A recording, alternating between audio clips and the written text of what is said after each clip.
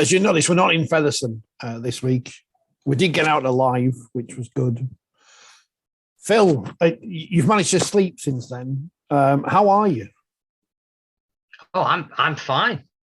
Some real heroes that needed sleep that were doing not only incredible things, but even in the immediate aftermath, were still making themselves available for interview and at various seen some astonishing people close up. Kevin Sinfield, there are no more words we can say, I don't think, other than what a great achievement. What a person. I think, as I tweeted on Tuesday, not that we all can't run 101 miles. I'm not even sure Mr. Sinfield could again. Sir Kevin Sinfield could again. But I think the lesson we all take from that is we'd all like to think we would do something extraordinary to help a friend. And that's what he did and has done, and know that will continue to do in many various ways.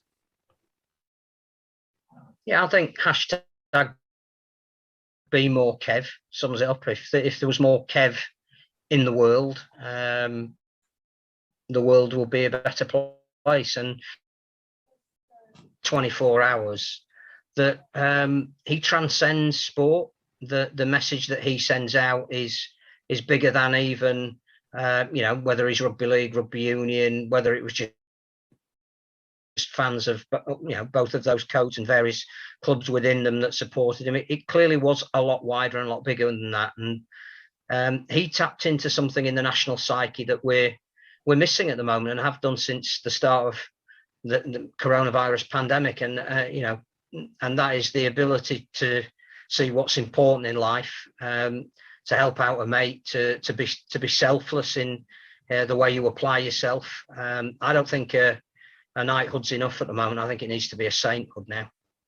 I think, as I said last week when we were in Featherstone, with the way that they're handed out, I'm not sure it necessarily is a great a great thing to have attached to your name.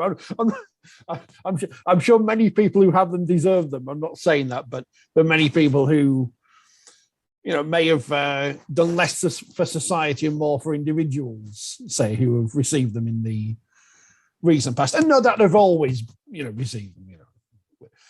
The fact that he has the respect of the right thinking person on the streets is probably more important. And would he want to be?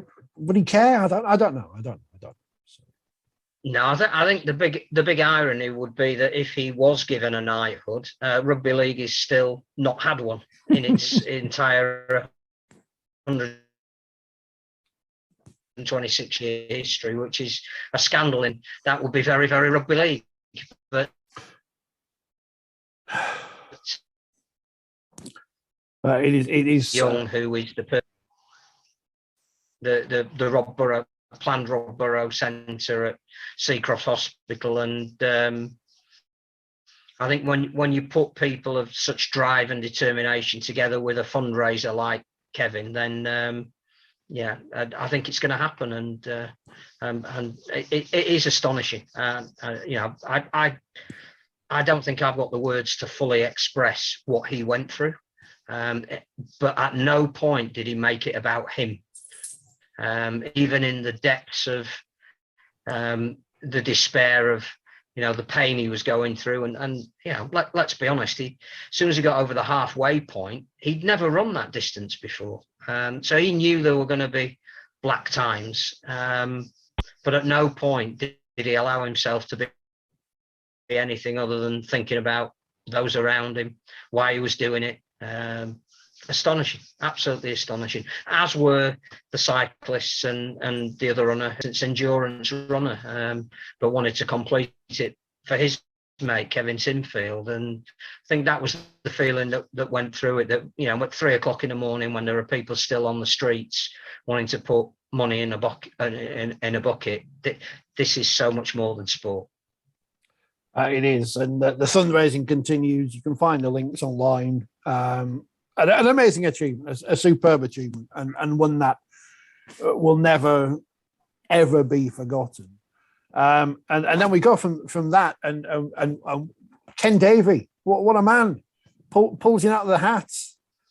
Can't win an election, but gets a TV deal with Channel 4. And we're all excited because they're going to be there at the Kevin Sinfield Mega Stadium on February 12th against Warrington Wolves or whatever it is. I can't remember when. I know the fixtures are out, but I have no interest in when fixtures are. But it's the Rugby League on free-to-air television, the Super League. First time a top flight game has been on since, the olden days of regional ITV, which, no one mentions now because obviously everything began with Super League in 1996. But we're there. It's going to be on telly. People are going to watch it. It's going to be fascinating. I think there's two things, actually. One is that we hoped this would happen. We knew that in the new TV deal with Sky, there was a window where 10 games were offered to a free-to-air broadcaster. And I think that the model for things like that is clearly the 100. There's now cooperation between a satellite broadcaster and a free-to-air because it can benefit both if it's done right. Rugby Union have done that as well. They've managed to get a little bit on various different platforms which feed each other. The exciting thing, I think, from a Channel 4 point of view is that they are renowned for innovation. I can remember coming across the NFL for the first time through Channel 4. It was a highlights program. It was, sexy. There was a rock soundtrack behind it. It was highlight driven. It was an hour. You look forward to the next hour. You could get to know the names of people, the names of teams. You didn't need to know the intricacies of the rules because it was a highlights program. But it took off and it captured people's imagination. It was exotic. They did the same with Italian football. Nobody would have thought that, seeing a league in Europe where you didn't really have a feel for the teams, you might have known some of the English players that were going over there, would take on a genuine cult status. Even Paralympics, Channel 4 has championed the coverage of Paralympics. They're very, very brave, but also in the way that they showed it. Has made it the spectacle that we now all can't wait to watch. They treated it seriously as a sport. So I think the most important thing is not necessarily that there is a free-to-air broadcaster for the first time in Super League, but actually who they've got. And I know they put out to independent production companies for what it's going to look like, but they have to prove to Channel 4 that they're going to bring something a little bit different. And I think the one thing that we do know about the sport is with the accessibility that we've got, with the fact that we have ready-made personalities. It's just that the rest of the world don't know who they are yet. You talk about the first game, Leeds and Warrington. There isn't really a better game that weekend. We might be having a rerun of the grand final, but actually Darryl Powell's first game in charge of Warrington, that's something that a lot of people, I think, there's a narrative there, will want to see how that pans out. He's doing it at a ground where he started his coaching career. Blake Austin could well be making his debut for Leeds against the Warrington team he's just left. There's huge stories there. And if they've got a production company that can tell those stories, that if they want to mic up the referee, they'll do that. The sport will allow them to do that. If they want to put a camera in the ball, whatever it might be, they'll be allowed to do it. And I think, again, the 12:30, we talked about it a lot, that when you play is quite important as well, for generating an audience. And there are times in the sporting schedule that are underexploited. And 12:30 on a Saturday, just as your sporting weekend is really about to start, that could be a really good time to show games. They're going to show, on average, a match a month. I know they've got a 4 at the beginning, and they've certainly got 2 at the end. But that means they've got to really have a magazine program. They've got to have a podcast. They've got to have other products that will tell the story while they haven't got the live games, give it context. And I don't think we should be looking at, again, presenters we've looked at before. I think this should be new. Maybe Adam Hill should front it. Maybe Helen Skelton should be involved. Maybe Jodie Cunningham should be one of the lead commentators. But what it gives the sport the chance to do is determine its own image in a modern setting. With the greatest respect to voices that perhaps we might have heard before, or people of an era, they're not who they should be going for. I can see Premier doing that. That is appealing to a niche audience and a established market. Channel 4 could be anything. I was saying to my good lady the other day, we've started watching some of the BBC Two coverage, I think it is, of the NFL, where the two guys who are fronting it, Jason Bell and an ex-player whose name I can't remember, I'm watching for their interaction, for their excitement about when they talk about a game, you want to see the highlights of the next one. It's young, it's vibrant, it's different, it's a bit brash.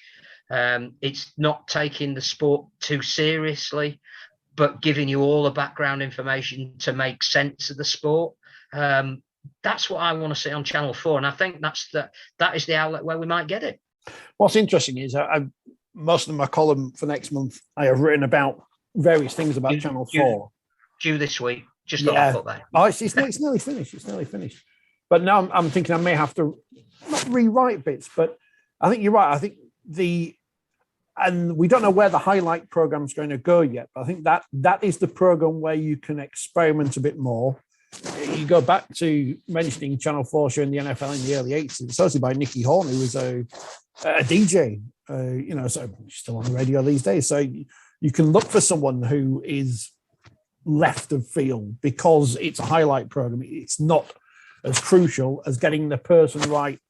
And they have to get the person right who fronts the live games, because as we saw with the 2011 World Athletics on Channel 4, the production company chose Otis Steely, who's a very good TV presenter, failed under the spotlight of doing live sport. It's a different thing.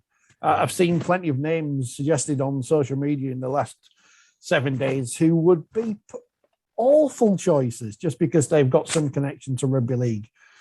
It's not an easy job doing live sport on television. Even the best, I think Des Lynam at the World Cup in 1990 froze on one game. So it's not an easy job. You need a very safe pair of hands for that. But certainly the highlights package, whoever takes it on, is certainly something you can play with and have a bit more fun with. And hopefully, and that's what happens. I just hope they get the right people in the right positions, because if they don't, then the game could be great, but the first impression will not be. And that's the concern. But people need to remember, and as you've mentioned there before, Channel 4 tender these things out to production companies. They are a publisher. They are not they're not like ITV. Well, ITV and the BBC are more like that these days as well. But they are a publisher, not necessarily just a broadcast. They don't make programs. They commission people to make them for them. So it's all up in the air. It's all going to be very interesting in how they do things differently, because it's different. It's difficult to do things differently because a game of rugby league, a game of football, a game of rugby union, cricket, nothing's really changing how you show them because they've always been the same way. So how you can do things around the match will be fascinating to see what those innovations are. Just not Mike and Ashton Sims. They need a strong lead commentator, because clearly you're going to have two markets to service at the same time. One, an established one who wants somebody who is credible and clearly knows what they're talking about, and one who can also at the same time explain it to potential new audiences. I think we know somebody who could fulfill that role, but I think it's more the packaging around it that I'm really interested to see. And not wishing to go on too much about the 100, because I think that its second year is going to be very interesting. But by having music, by having a DJ, by having a presentational style that appealed to men, women, young and old, they did make cricket look and feel a little bit different. Now, that might have partly been the format, but as you say, the format didn't really change. It was still a bloke throws a ball and another guy hits it as hard as he can. That didn't change, but the feel around the game was that you were watching something a little bit different. And I think because of the accessibility of the sport, if they do want to hear a coach's team talk before his side go out, have your bleep machine ready, they will get that. If they do want to, I don't know, interview people whilst the game is in progress who are involved in the game, they will be somebody comes off and is substituted, and everybody buys into the fact that while they're sat on the sideline, there is going to be a microphone thrust under their nose, or somebody is going to be mic'd up without affecting the way that they play, which the BBC have done a little bit of, but again, could be interspersed with the game as it's going on, or however they do it. Whoever gets the contract will have to prove to Channel 4 that they have got ideas to present it in a different way to what we've seen up to now. And that's exciting, because if we get that right, it becomes less about the teams, less about the fixture, and more about creating something that people want to see 10 times a year, which is fantastic. So I think we said it would be difficult for a free to air to pull it off. I think the fact that, if we have a saving grace, we did sort of joke a little bit about it. We did say that Channel 4 coming to Leeds gives them a different remit, that they have to employ local production companies. They have to use people who is putting money back into the local economy. That's why they've moved their headquarters. So there was always a chance that something that is very important to the sport, to the region, the sport that is, might have got a slot. They're not frightened to put Kabaddi on in the past, stuff like that. What we've got to do is to make sure that in this first year, we give them everything they need for the reason that they think it's going to be successful. In the second year, we take it to a different level. And when that second year finishes, they want to either get more involved in sport, or other broadcasters with more financial clout will say, having seen what you've done, we want a part of this. So it's very important that we make sure that we fulfill our part of the bargain, and don't just clap ourselves on the back and say it's great that Channel 4 are covering us. The clubs have to give Channel 4, the production company for Channel 4, as much access as they need, and more than they need. Give them everything. Because we will not get another chance at this. We have to make sure we are putting our best foot forward in every sense. I know it's only Channel 4 or whatever. It doesn't matter. This is the biggest opportunity in a long time. So we have to make sure everyone buys into it. If we don't, then we may as well not bother. And I would like to see, regardless of whether a broadcaster does pick up the highlights, I would like to see the sport do something in-house that they can stick on YouTube, they can stick on TikTok or whatever, make more use of more modern social media, because that's the way we're going to promote our stars. I'd like to see, where's our Rugby League representative on Steph's Packed Lunch every week? Chris Kamara's on there all the time. Where's Danica or whatever? Get him on there. Well, but I think that's how Channel 4 will help enhance the profile of the sport. That what they'll do is, if we can give them the personalities, they will roll them out into other programs. Adam Hills is doing a great job on The Last Leg, because he had a model of Kevin Sinfield on his desk this week. If there's a Rugby League story, he'll mention it. Now, the others on the panel were a little bit disparaging, particularly David Mitchell. But I think we can change opinions. And I think you're right that it's getting it on Bake Off one week, or whatever it might be. Bake a cake of Kevin Sinfield's head. But the fact is, that's where they will see additional value. And I think we can provide them with it, because the one thing we know is we've got the stories. We just haven't been great at telling them. Clearly there will be league games in wheelchair rugby league. There'll be not all of the women's season that will be picked up on a week-to-week basis by Sky and the BBC. And it's great that they'll show internationals and grand semi-finals and grand finals and Challenge Cup finals. But there may even be that we can feed into the Channel 4 coverage other aspects of rugby league that fit the profile of what they're about. And the more that we can spread, get James Simpson on Steph's Packed Lunch, which is filmed clearly next door to where they'll be producing the Rugby League. All of that will enhance what we can do, and we can provide it. So let's hope that I think there's a feel around the chief executives and the owners of the clubs that they're coming out and saying this could be big. Adam Pearson said it. Gary Hetherington said it. Clearly, I think there is a feel that this is an opportunity that we cannot let slip. And if we're going to make the best of it, then we're going to have to give them over and above what they think they're going to get from us to enhance the product we've got. And it's less about geography now. It's more about making it look different.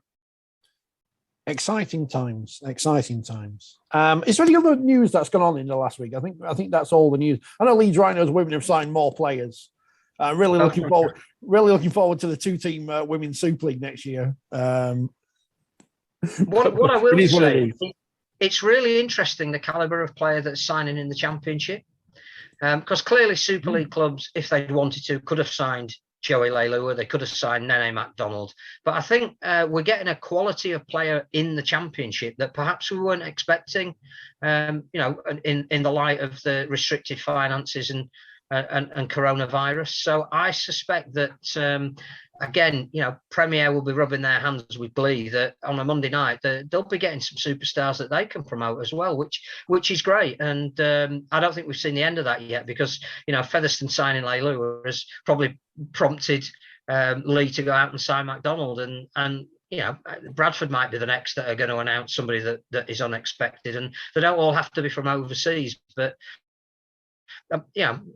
that's shaping up to be a really interesting year as well.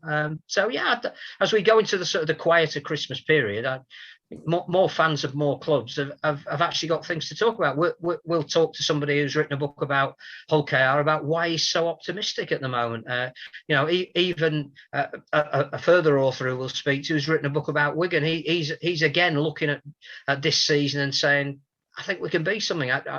I don't know whether he's right or not. Not all the fans of all the clubs are going to be satisfied with how their teams start the season, but there is I don't know if it's safe to say there's a feeling of optimism, but you asked at our fans forum at Featherstone last week, rate the sport between 2 and 9 in deference to the great Brian McDermott at Featherstone these days. Well, they all love him in Featherstone. They're erecting a statue as we speak. Last Monday was probably a 5. I think we may have sneaked up to a 6 on some of the things that happened this week. Was it 6.3? The maths teacher. Yeah, the mathematician 6.3. Carl Vorderman gets a mention in the new column. It goes off on a tangent. We'll see if that remains in.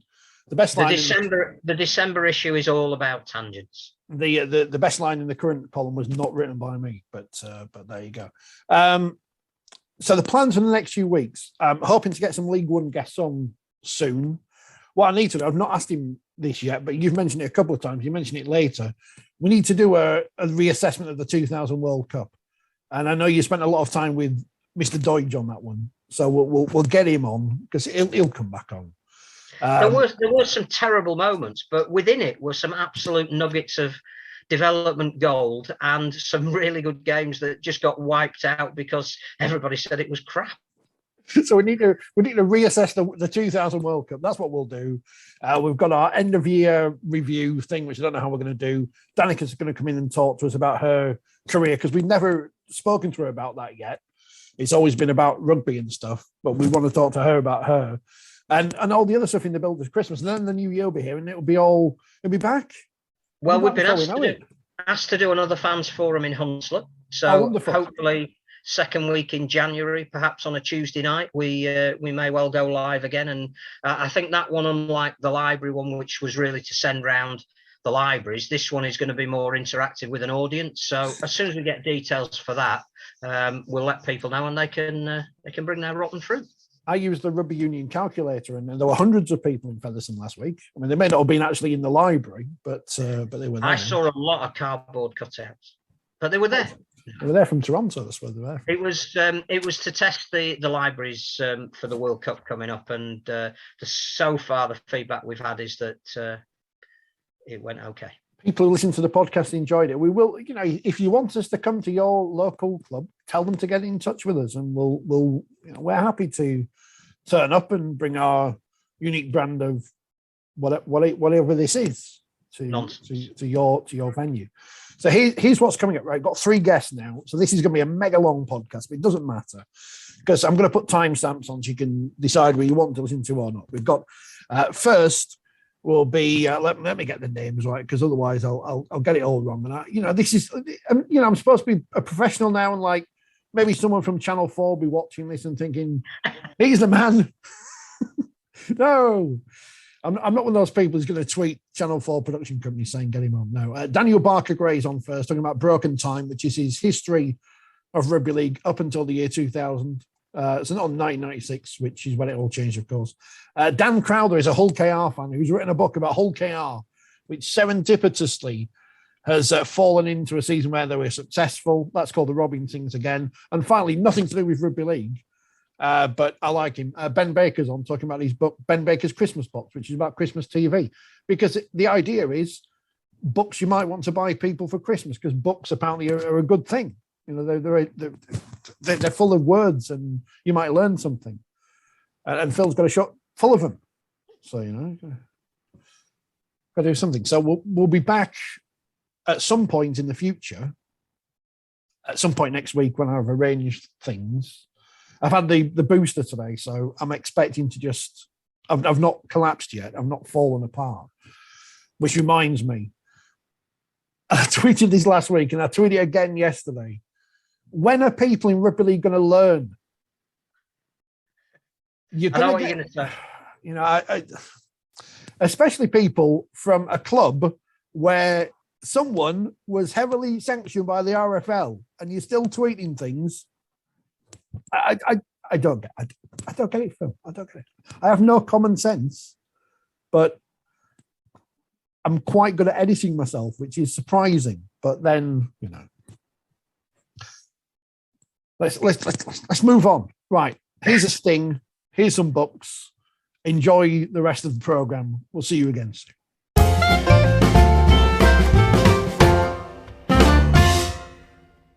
This has to be pointed out. Is that the famous terrible Wigan shirt, or is that the one the year after? This is the one the year after. This is the one we wore in the first grand final. So it's still got a terrible badge on, but not the Warriors. Yeah, it's not the greatest, but like you say, it's not the worst. See, people moan about these rebrandings these days, but that is a terrible badge. That is a terrible badge. Yeah. I didn't know what was wrong with the old one, to be totally honest with you, but I don't get paid to make them decisions. This is how these things start. Daniel Barker-Gray, you are the author of a new book called Broken Time. I saw you holding it up a minute ago. Hold it up to the camera. Go on, show the people. Yeah. There we go. I'll hold it far enough away so that they don't see how terribly pixelated the picture is on the front, which is beyond my control. And if anyone does end up behind it, I do apologise. I was at that game. I'm assuming you were, Phil, because I was there with school because I'm obviously very young. And I was sat at the opposite end. And would you believe it? I was cheering Leeds that day because obviously being from Wakefield, we don't like Lancashire. But now, obviously, times have changed and I would have been supporting Wigan, but, never mind that. Martin Affia's try, a seminal moment in the history of rugby league, and you've pretty much written a series of essays on various parts of rugby league history, and this is your book. That's my summation of it anyway. You sum it up better than I can. It was basically something to keep me sane during whilst working throughout the entire pandemic, to be brutally honest with you, more than anything. But like you say, collection of essays really sort of about various points in the game's history. A lot of stuff obviously has been done to death, which is why I don't go, despite the title, I don't go sort of in depth into sort of like the origins of the game. But I do talk about the first championship season, which obviously we should talk about, but also sort of things such as like the game's history in London, France, Wales, and the interestingly enough to some people perhaps, the BBC Two Floodlit Trophy. And you've mentioned not been chronicled enough. No, what hasn't been chronicled enough, and you've mentioned it, and I am obsessed with it because I've taken a photo of it while we were at Warrington for the Women's Cup final in 20, whatever it was now, is the ITV version from 1955, which is the most ridiculous tournament ever, which was not broadcast in the North. And Warrington won it because 1955 was their year, of course. But of course. And no one knows anything about the tournament because it was all played in London. The programs for it cost a fortune on eBay because I was trying to buy them. But it's mentioned in there, which it's nice. We need more obscure bits of history. And as you say, I think a lot of people tried to start things during the pandemic, be it podcasts or books. At least you've got something, a physical thing to show that you actually did do something during the pandemic, rather than 95% of us who haven't got anything to show for it. Yeah, that's like I say, because I work in the adult social care sector, so obviously it involved a lot of long days and a lot of difficult days. So, like I said, it was just something to keep me occupied on my days off more than anything. But I was quite proud of myself for actually finishing it, because this is probably about the 7th or 8th book on Rugby League I have started and never finished. So, is it safe to say that from the research that you've done, there's nothing new in Rugby League, that we get excited about changes in structure and potential white knights coming over the horizon and expanding to new territories, and actually putting something like this down to paper shows you that it's nothing we haven't already done before? Yeah, it does seem that there is a sort of lot of rinse and repeat throughout the game's history. We stand now. It seems that we've been saying it every year for the past sort of 5 years, but we now stand at a sort of a bit of a crossroads in the game. We've got the brilliance of the Channel 4 deal coming in, which is fantastic for the game, and hopefully now we'll start to make household names of the players again. But then we're still in the dark about how the game is actually going to look. Are we going to continue with the structure we're in now? Are we going to go to the two leagues of 10, which has been heavily mooted? And see, again, it seems like Rugby League has been for a number of years a game sort of trying to reinvent the wheel somewhat. And in terms of what you found out, did anything surprise you? Were you looking for some fact or nugget that historians do that nobody's discovered before? I was trying to, and as Richard mentioned, obviously I didn't really know too much about the ITV's attempt at a floodlight Rugby League competition, which was quite interesting to find out.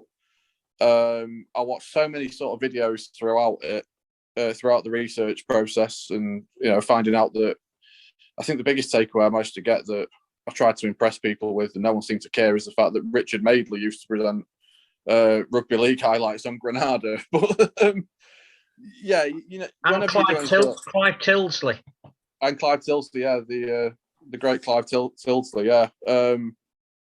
I didn't grow up in the Granada region, sadly. I grew up in the Yorkshire TV region, because bizarrely that's what we have here in Cleethorpes. But it's has never really shown much interest in Rugby League, certainly in my lifetime. But yes, it was difficult to try and find stuff that hadn't already been written about. But I think that's part of the research process of anything, really, isn't it? Too young to remember the glory days of Scrumdown on a Sunday night at, in the traditional now Rugby League 11:30 at night, after the news and after whatever else has been put on there. Didn't they show the Bradford Northern in the famous fog game on there, Phil? They probably would have done, but the thing is, we weren't used to any coverage in those days, so we were more than happy to wait till 11:30 to see anything. It's not like today, where there's instant access to all forms of try highlights or live games. No, it was different. It was different in those days. How does a Wigan fan end up in Cleethorpes anyway? What's going on there? My dad was from Wigan. My mum's from Grimsby. They met while my mum was at uni in Manchester in the mid-80s. Then I come along, and you sort of have it indoctrinated into you. Like most kids around here, I also support Man United, so make of that what you will. But yeah, I had Wigan sort of drummed into me from an early age. It's better than Grimsby Town, I guess. And famously, the most famous Yorkshire sports person of all, Sir Geoffrey Boycott, he's a Manchester United fan, which he's beyond the pale. I think that stems from perhaps one or two drinking sessions with George Best and Sir Bobby Charlton, perhaps. I'm not sure that bears thinking. I can't imagine George Best and Jeffrey Boycott getting on. But then again, Jeffrey's. I bet I know who bought the drinks. It wasn't the Yorkshireman. No, definitely not. We mentioned Wigan. Obviously, there's part of the book about their rise and dominance in the 80s and 90s. I guess that was a fun part to research, reliving the glory days, if you will. Yeah, most definitely. Going back and reading about the great players. Ellery, the imports, Brett Kenny, John Ferguson. My personal, despite the fact he's a little bit before my time, I'll go into conversation with anybody at great length and tell you how much I admire Dean Bell. It's just great to be able to talk about the greatest time. I don't think it's a particularly grandiose term when I say that the Challenge Cup unbeaten run is possibly one of the best unbeaten streaks in British sport, not just rugby league, but in sport in general in this country. I can't think of anything that would match that in terms of longevity, because it was just a ridiculously long amount of time. But the least I think probably the only thing that I could attribute it to, and a mate of mine said this, but we attribute it to the Undertaker's streak at WrestleMania. Not all the Harlem Globetrotters, but I think two of those three are not, perhaps not on the level. I don't know. Yeah. In terms of people who inspired you writing wise, I mean, clearly there's been some wonderful histories of the sport written. Who's your source of reference? Well, I'm a big listener. If I could just plug another podcast for a moment, I'm a big fan of Tony Collins's podcast, Rugby Reloaded. Also, I've got it here. This was one of the books that I used for great research, and Richard's other book, 100 Days that Shook Rugby League. But to be honest with you, it was just something that I've been interested in writing about a different variety of topics for a number of years now, and it's just sort of something that just came up off my own back. But no, anybody that has an interest in rugby league is automatically a source of inspiration for me, because without wishing to make it sound like we're a bit of a cult, there's not that many of us. I'm intrigued. As you say, you started 7 or 8 books. What were those books about? Because I've started many things and never got around to finishing them. What have you tried to write about? They've just thought, no, I can't be bothered anymore. Well, one was about sort of like the history of the Ashes in rugby league, and it's just been sort of like lots of different bits. At one point, I did start thinking about writing a book about Wigan's great dominance, but there's already a book about that I don't think that does more justice to the topic than I think I ever could. Without wishing to make anyone feel particularly old or anything, you have to take into account I was 5 when the Super League years started, so to talk about a topic like that would be it would involve a heavy amount of research, and again going over stuff that's probably already been said. But yeah, just a number of different things to do with rugby league. I wondered if I could get a book out of the one professional rugby league game that took place at Blundell Park in, I believe, 1981. But I don't really. I don't think I can get much out of that. I mean, there is a book based on one game, but it does happen to be probably the most famous game ever in 1968, which we don't like to mention. But I don't know. I guess games played at obscure stadia. Maybe there's something there. Hull KR played. Hull KR played a game against. Was it Cardiff at Nottingham? Because I've got the programme somewhere. Yeah. games played.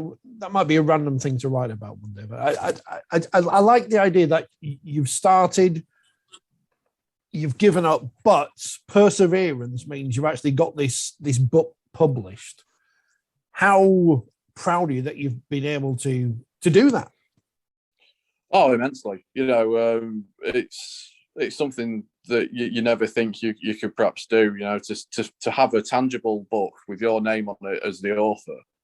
I'm never going to play rugby league at any sort of level.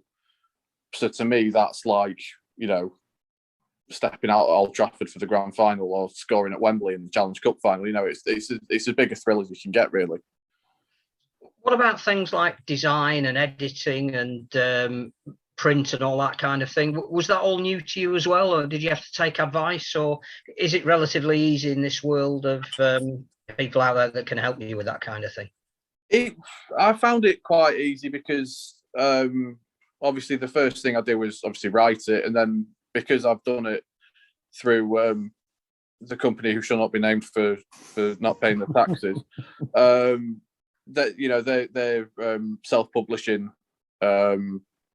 mechanism, so to speak, has a guideline system put in place that helps you out. And yeah, designing the cover and stuff, it's made quite simple for you, which is good for someone like me who's not particularly well versed in such a topic. So now you've written one, are you going to do another? And will it be Rugby League? Will it be something else? I did get asked this the other day by a mate of mine on Facebook. He did ask, why did I go only to the year 2000?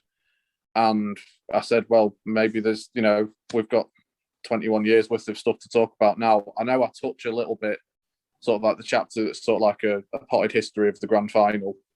I talk about last year's grand final, which still sticks in my craw, to be honest with you. But I talk about that. I talk about the postponement of the World Cup till next year. Sorry, but no, there's plenty more I can talk about in the past 20 years. So there might be a second one. And if not Rugby League, I know one of your other passions is one I share as well, which Phil will not want to understand because he's got far more important things to do in his life than play computer games, which is the various incarnations of Championship Manager and Football Manager. You're not going to do one of those semi-autobiographical stories of your route through management from wherever to wherever, eventually winning the World Cup with England.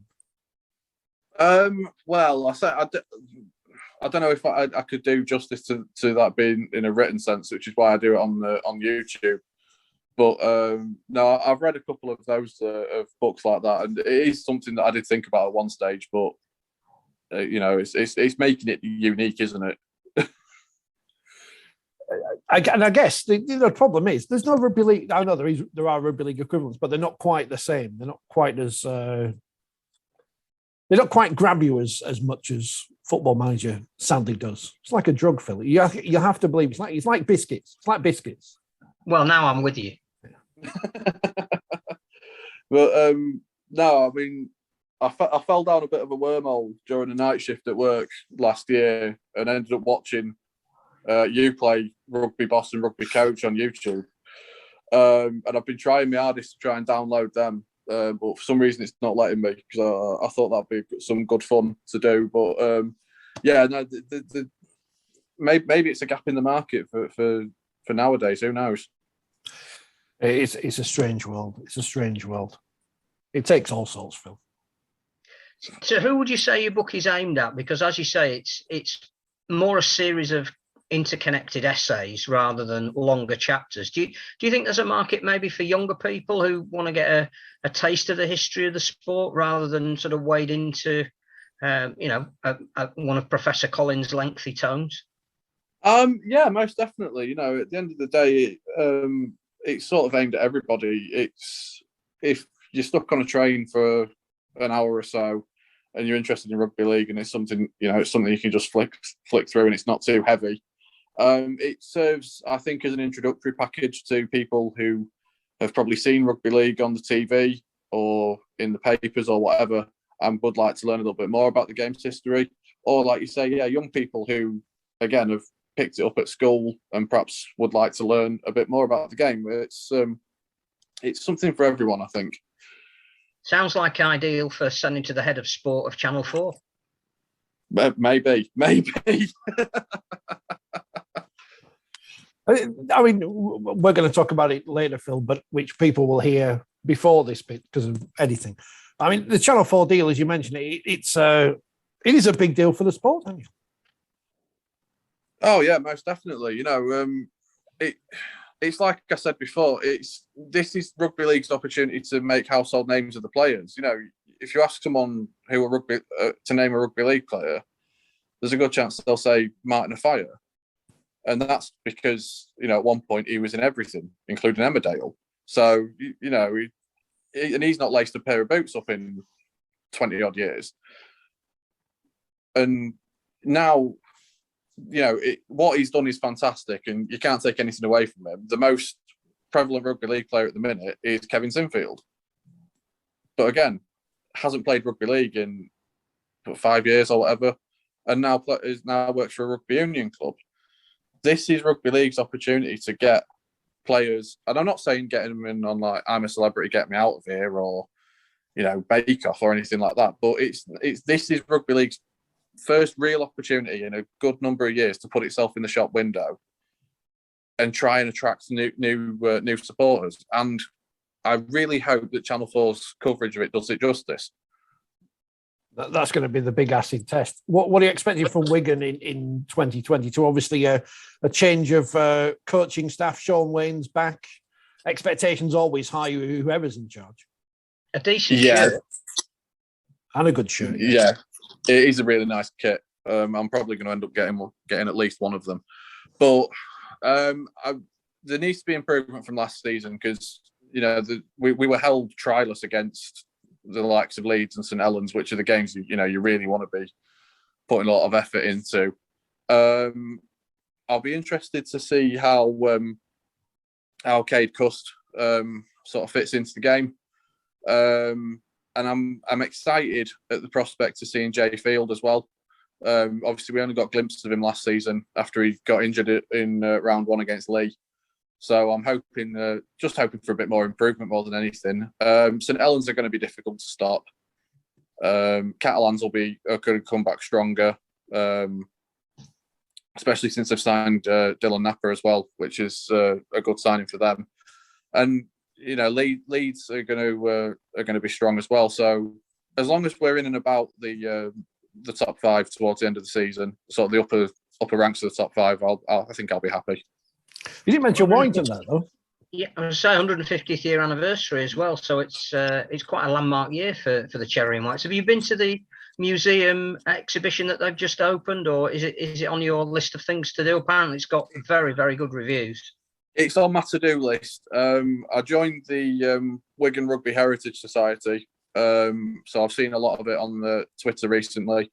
I've not been to it yet, but it's definitely on my to-do list for this year. Hopefully, combine it with going to a game as well. So, hopefully we can do something. I'd like to see us win the Challenge Cup in the 150th year. At White Hart, it's the Tottenham Hotspur Stadium. It's called, it's not White. Even though it is White Hart Lane, it's not called that. But yeah, whatever they're going to call it this week. So one of the things I was going to ask you about is you look at the 2000 World Cup, which I think at some point will be reevaluated because clearly a lot went wrong with it, and everybody focused on that. But there were some really important bits in there. What would be your take, having studied it again? Was it success or failure, or somewhere between the two?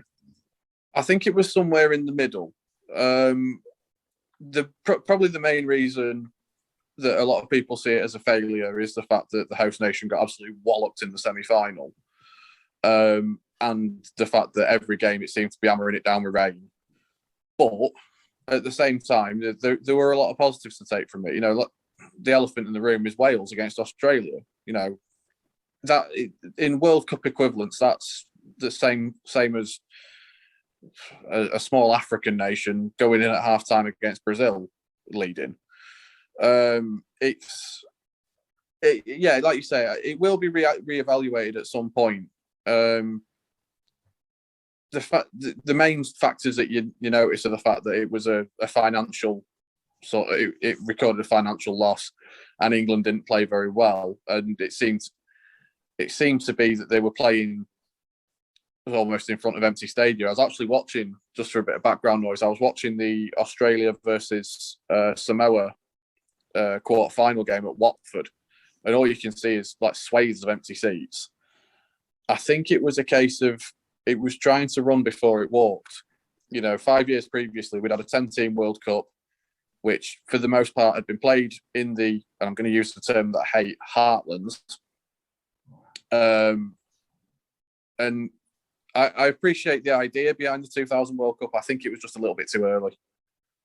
I think we'll reevaluate the fact that it was actually quite bold in some of the venues it went to, and had there been a development plan on the back of it, particularly Ireland would have been a success. I thought the quarter-final against England was one of the games of the tournament, but also people forget that the final was an absolutely outstanding game of rugby league, and for 65 minutes could have gone either way. But the reason it didn't was because the Aussies that won it were among the best players we'd seen in the modern era. But no, I think it's great that you focus on that, because too many people just write a line saying it was a financial disaster and nearly sent the game bankrupt. But it was a little bit more than that. Yeah, most definitely. We've got one of the great interviews with Hazim El Masri of Lebanon as well, which was something to be cherished. Most definitely, and that's another thing that sort of I wanted to sort of touch upon in the book, is that rugby league has never been afraid to try and take a risk. It was the first game of either oval ball code to host a World Cup. That could have gone either way. Moving to summer with Super League, ultimately it's probably benefited the game, because there were so many clubs in danger of going to the wall, and you hear all these stories of going to Odsal in the winter, and fog rolling down the steps and frozen pitches left, right, and centre. So that was in August. That was in August, yeah. So yeah, rugby league has never been afraid to stand up for what it thinks. At the end of the day, that's kind of how the game came into existence. It took a stand and it said no against the establishment. Daniel, we're running out of time, but thank you for joining us this evening. The book's called Broken Time. Exactly. Yeah, how do people get hold of it? That's the main thing. You can purchase it on Amazon. Just search for Broken Time. It's available both in physical form and on Kindle. Just want to say thanks for having me on. It's been great to be on the show. I listen every week, usually on my way to work. So, we're a bit different here in myself this week, I think. Well, should you wish a retail outlet, I may know of one. Oh, good. Yes, and I will get you a copy in the post. That's fine. I think you'll find a review of it in the December issue of a certain magazine as well. Oh, very nice. Thank you. And I've never been anti-Wigan. I've got some of my best friends were Wigan fans. So I wish you well in 2022, apart from obviously when you play Wakefield. And, hopefully we'll catch up with you at some point in the future. Yeah, again, thanks for having me on, guys, and hopefully speak to you again soon. 2021, apparently, the year of the Robin. That's what Dan Crowther is going to tell us, because he is the author of a book. I've got a picture of it in front of me. The Robin Sings Again. The story of Hull Kingston Rovers 2021 season. Robins are back, Dan. You finished above Hull, the other Hull, the one you don't talk about. Tony Smith's great side. They play exciting rugby league. I think things are looking up. Definitely, Richard. Well, thank you, first of all, for having me on. I must say it's a crying shame that Scully's not here, because I could have given him some stick with him being a black and white and all, but hey, well, Dan, we can't have it all. You've only just learned how to use Zoom. Do you think Scully can use the internet? Come on now. No, I think I've beat him on that one. But yes, the book, it is predominantly a bit based on last season. Now, I feel that it was a real watershed moment in our Hull Kingston Rovers' history, potentially. But I must say, before anything else, it was always the plan to write the book, because I was going into the season blind. I'm not Nostradamus, of course. I couldn't foresee what was about to happen. Of course, it ended up being a successful season, but my plan was always to write a novel on what was then the forthcoming season. This is the. Oh, God, sorry, Phil. No, I was going to say why at this time? Because I think you would have got long odds at the start of 2021 that Hull KR would have a story to tell and it would end in the way that it did. Because clearly, the COVID year before, they'd finished bottom. They'd tried a lot of young players, which was great. They'd played entertaining rugby, but to dedicate yourself to doing a book without knowing what the ending's going to be, there is a potential recipe for disaster there. There was one written on Castleford in the 2017 season. It had to end with victory in the grand final, and it didn't. And that, in a way, detracts from the book. How did you decide that this was going to be the year? Well, it was my plan, Phil, to initially to write a decade of books. I mean, my love is based upon, of course, I'd love success. That's what we all want in sport, but my plan was always to document our club's history in the best possible way that I can, be it winning or losing. So that was always the plan. So it wasn't a love of the forthcoming season as it was then, like 2021. It was just always the plan. And as it happened, a lot happened, especially off the field. So it was a memorable season. And yes, I don't think many people would have expected the club to have got as far as they did in the competition in the end. If I remember rightly now, because obviously I'm not a Hull KR fan, so I can't remember everything that's happened, but at the start of the season, wasn't the club up for sale? There's a lot of... that's right, Richard. Not quite turmoil, but not necessarily the smoothest of sailing.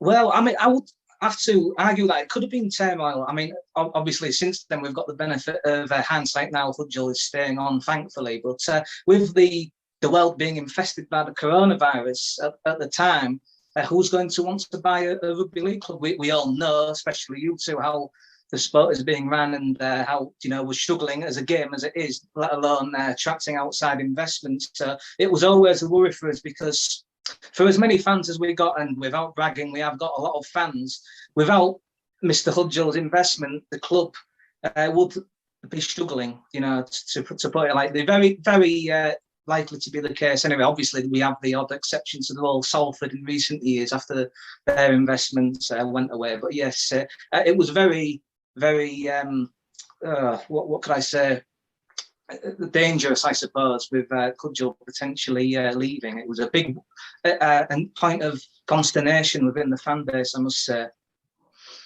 Especially because he's obviously brought a lot of stability to the club. I'm going to assume, Dan, because the podcast listeners won't be able to see it, but you look young, so I'm going to assume that you don't remember the, even though it's fairly recent in my life, 97-ish, when the club was teetering on the edge. As both Hull clubs were in a lot of bother in the late 90s, but obviously under Neil Hudgell, the scene has been settled for a long time, and I guess it must have been different. You've had relegations and promotions, but the club's always been fairly steady in terms of the way it's been run.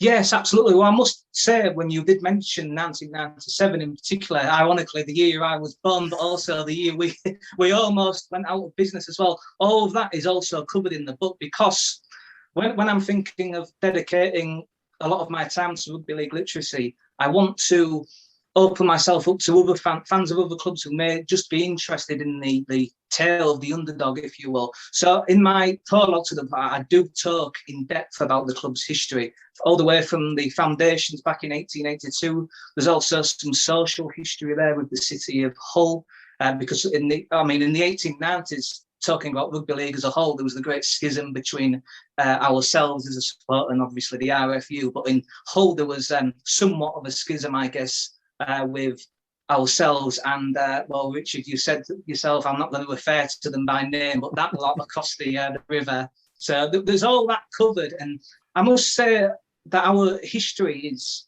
incredible in the sense that how we survived, because I'm not going to go on about it too much, but back in the 19th century, there was so many little clubs forming in the Hull district, and we broke out of the pack, although Hull FC had dominated since the year 1865. Oops, I mentioned the name, but Hull had dominated since 1865, and we broke out of the pack, and all that is in the book, all that history there, and how it was formed, how life was like back then in the 19th century, especially in Hull and the East Hull area, how it developed, and then onto the years and the successful years and the not so good years, and then ultimately how we got to that point in 2021 at the start of the book.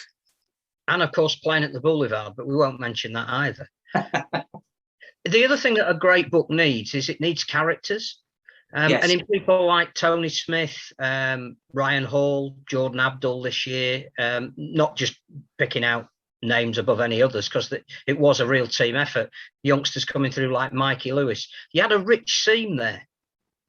Yes, absolutely. A good blend of experience and youth, Phil, I think. And it really does actually hark back a little bit to the days when Tony Smith was at Leeds Rhinos, when he won the grand final. Then obviously not comparing these successes because I can't, but there's some similarities there that can be drawn upon, definitely. There is a lot of good players coming through now at the club. You know, it's not just Mikey Lewis, who at first, I mean, a lot of people have forgotten this because of how well Lewis has done, rightfully so, but he was in and out of the team, which I think you could attribute that to Tony Smith's management of him. But we've also got other good young players as well. Lewis Johnson is somebody that's gone under the radar. Matty Stoughton, a back rower, and so on. There's a lot of good players at the club right now, you know, that have got the best years ahead of them. So it is very exciting right now.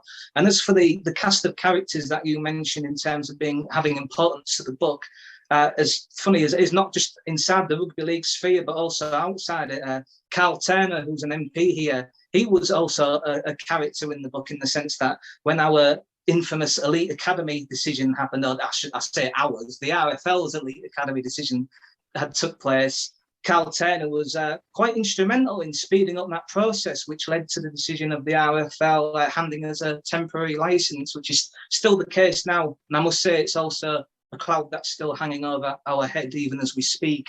But yes, even characters outside of rugby league, the likes of Turner, are all documented in the book as well, their contributions to the club. I don't want to talk about the academies because I'll mention somebody I don't want to mention. We've talked about as well the off-field change at Hull KR, which in some ways is indicative of where clubs need to go. I think it's safe to say borrowed a little bit from the Wolfpack experience, because Rovers were one of the few teams that got the chance to go out there and see it. But again, as a fan, have you noticed that whilst there was always a great raucous atmosphere when the game was on, that now it extends, you know, maybe an hour or two before and an hour after, and the game that was in Perpignan, the playoff game, you know, 1,200 people there watching the game on a big screen and having a beer, that hasn't happened before. Absolutely, Phil. I must say I've sampled the Craven Street experience pretty much every time it's happened, and it is fantastic. I mean, with the situation at Craven Park is that we've got 3 stands and, well, 4 technically, but the one where Craven Street wasn't the best, to say the least. It was very much a byproduct of the Greyhound days. So I think we as a club, or the people in charge of the club, I think they've done something really well there, because it's not just what it is sorry, is that when you've got 3 stands, and in those stands people don't always see one another, like, even if they know one another, but they all congregate into that area. And like you say, Phil, with the beer, the concerts that they do, the entertainment, and just talking in general, it is genuinely fantastic. And I believe that the NFL was also a inspiration behind it, because they've got the tailgating tradition of drinking many hours before the games there. So that was also behind it, I believe, as well. And it's great to see a tradition. I know New Craven Park, it's not Old Craven Park or whatever, but it's good to see a traditional rugby league ground flourish, because obviously I populate one which has not flourished in recent years, but it's good to see obviously Headingley's improved, and on your own way that Craven Park is improving around you as we speak. Absolutely. And I believe that the club have alleged to have plans to redevelop the East Stand as well as the West Stand. It's been spoken about even by the press, by the club's hierarchy. So I believe that is afoot as well, but we shall see. And I think that's a good idea as well, because when the club did move to Craven Park in 1989, the club was running out of money pretty much. Very much. I mean, they didn't even have 4 stands back then in 1989. It was very incomplete, just not quite finished, and the clubs really had to do it tough in that sense. But as the club progressed over the years, the ground's definitely gotten a lot better than what it was before. Not only the stands, but the pitch is magnificent compared to how it used to be as well. So yes, definitely. I think it's a good idea, because you've either got the choice of doing what you can with the current ground or just moving to a new one, but the club have decided to stay where they are, and I think that's got to be commended in a sense. And I'll say this about Wakefield and Castle, and I say about Wakefield before, and you've got this advantage as well. At least you have your own home, and it is yours, and you can do with it as you wish. It's for Wakefield and Castleford, it might be a millstone at times, but at least your destiny is kind of in your own hands, and you can decide when you want to play, and that kind of thing is a bit of an advantage these days. Yes, unlike some, maybe even across the river. But I must say, Richard, not to get in your good books, I am a stickler for Bellevue. I absolutely love that ground. It has that appeal, definitely. It's a working museum. It's like Beamish. That's what we'll say. If you want to go and see where a 1963 film was shot in its almost pristine state from then, that's the place for you. I can remember, I think, one of the worst games of rugby league I've ever seen at New Craven Park, and possibly been the coldest I've ever been, a 2-0 win over York. Was that a drop goal win? Was it a 2 drop goals? No, or was it a goal kick? It was 1 penalty. One penalty. Yeah. The wind was howling off the North Sea. It was before the stand had been built at the other end, so it just came straight through the stands, and it was winter rugby at its worst. Wow, that's something. I mean, the film you was referring to, was that the one with Richard Harris in it by any chance? It sounds familiar. That's the one. That's the one. Right. Yes. Excellent. Worth a watch, but you will recognise Bellevue as you see it today. But the roof of the main stand. I think Queen Victoria would have recognised Bellevue, wouldn't she? She'd recognise the gents. Yeah. Well, she wouldn't have been able to use the ladies. Possibly. Obviously, you're coming. As Phil mentioned, 2020 wasn't a great season. 2021 has been one of success. How do you capitalise on that in 2022? I think that the club has to manage expectations, which is easier said than done. It's a big club. There's a lot of expectation, naturally. But when you do hit the heights in one season, you're expected to do it again. And that's going to be tough. But I think that they've got the side to do it. So in answering your question, I think that hitting the playoffs again has got to be the targets for next season. Definitely. You've got to build and build. You can't. I mean, I think if the club finished, for instance, just outside the playoffs next season, I think there would be some grumbling, but you've got to look at it, comparatively speaking, we've been so poor for the past 5 years. We were the first club to fall through the £1 million game trap dome. We got ourselves back, but since then it's still been rather poor on the whole. So I think you've got to be realistic, and I think targeting the playoffs next season is the goal that they will be looking for. As you've mentioned it, that £1 million game. Yes. What was going through your mind? Because I was having to listen to the radio commentary because I was away from a TV, and I was listening to Scully and Craig Murdoch. Obviously, used to wear the red and white of Hull. It is red and white. It's not some kind of wacky shade. I've not got this wrong, have I? Like when I said Huns that wore green and orange, I can't get in trouble with. No, you're correct. And having watched the highlights, makes you think, why don't you just give away a penalty? What are you doing? What was going through your mind at that moment? And at least as we know now, there's a happy end to this story. It's not a sad ending. Absolutely. Do something. That was what I was thinking. Just do something. And they didn't. And I'll tell you what, Richard, there was a game this year, and you're going to like this because we beat Castleford.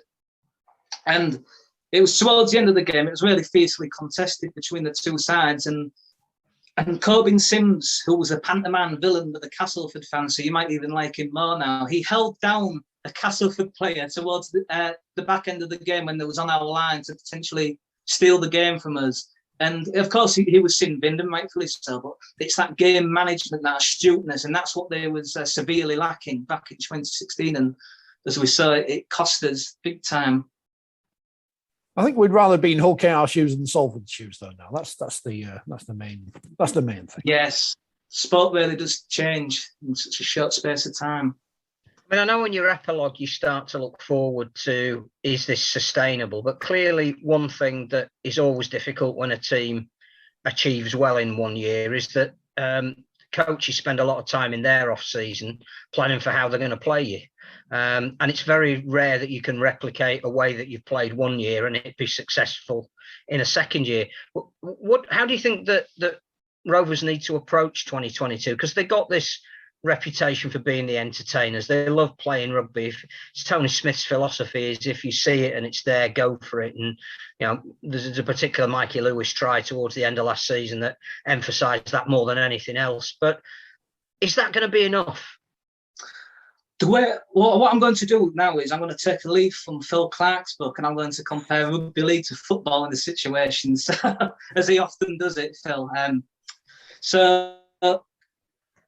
I remember there was a game, I don't remember at the time, of course, because I'm only young, but in 1999, when Leeds United played Watford, there was a game where Leeds tore them apart.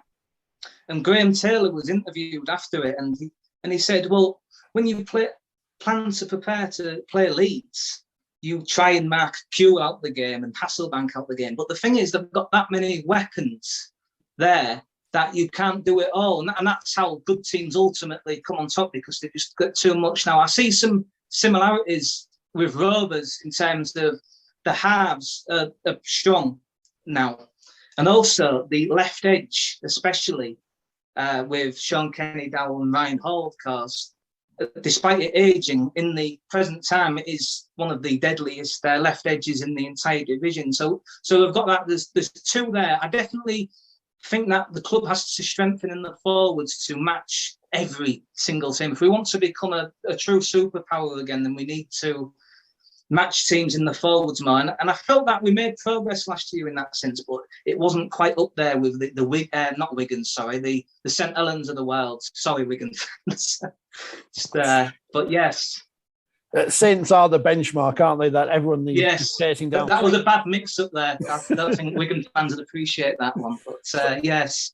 I mean, obviously, you want to be as successful as possible. One thing that strikes me from the outside of, Scully or Craig Murdoch would say that the bubble in rugby league in Hull is the rivalry between the two clubs. Is there too much emphasis put on that? You finished above them last year, but you've mentioned you want to be in the playoffs. Does it matter what happens with the other lot? Do people think about that too much more than success for your own side? Definitely, and I think they do think of it too much, Richard. I think it happens on both ends as well. I've been coming out of games and I've heard, at least Hull got beat, and this is after we've been beat. What I mean? So I'm thinking to myself, well, who cares about what Hull FC are doing?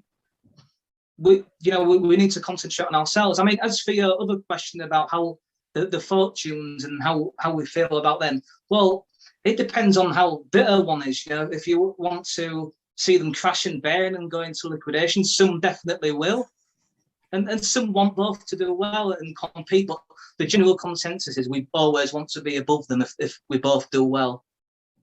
Which leads on to another question now that the fixtures are out.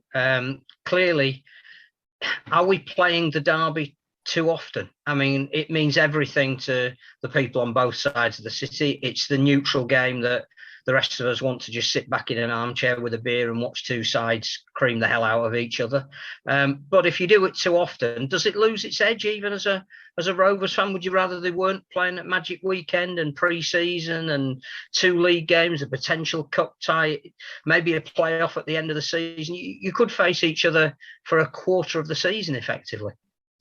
Yes, I think so, Richard. Sorry, Phil. I think they do play each other too many times. However, I did think to myself at one point, what if both teams were really at the top of the game again, like they were at the start of the 80s? Then it would be a real monumentous occasion almost every time, you'd like to feel. And then when you think back to the 80s again, there was playing so many games against one another, whether it be the League, the Challenge Cup, the Yorkshire Cup, the John Player, and nobody really seemed to complain then. And the gates meant many times were better than what they are now. So it's really a tough one to gauge, I feel, when we reflect upon history, which is the good yardstick to use, I feel, in these situations. So it is a tough one to gauge. But definitely in recent years, because I must hand it to them, that they've handed it to us. So we've wanted to avoid them. And generally speaking, Hull derbies are tough games as well. So I must mention something, if I can, is that not only do we play Hull on Good Friday, but we also play Toulouse away on the following Monday, and that is absolutely outrageous, I think, what the club's got to go through there. Not moving back to when I play on a Thursday night, the Hull derby. They've done that before. I'm sure I covered one on the radio a few years ago on a Thursday night.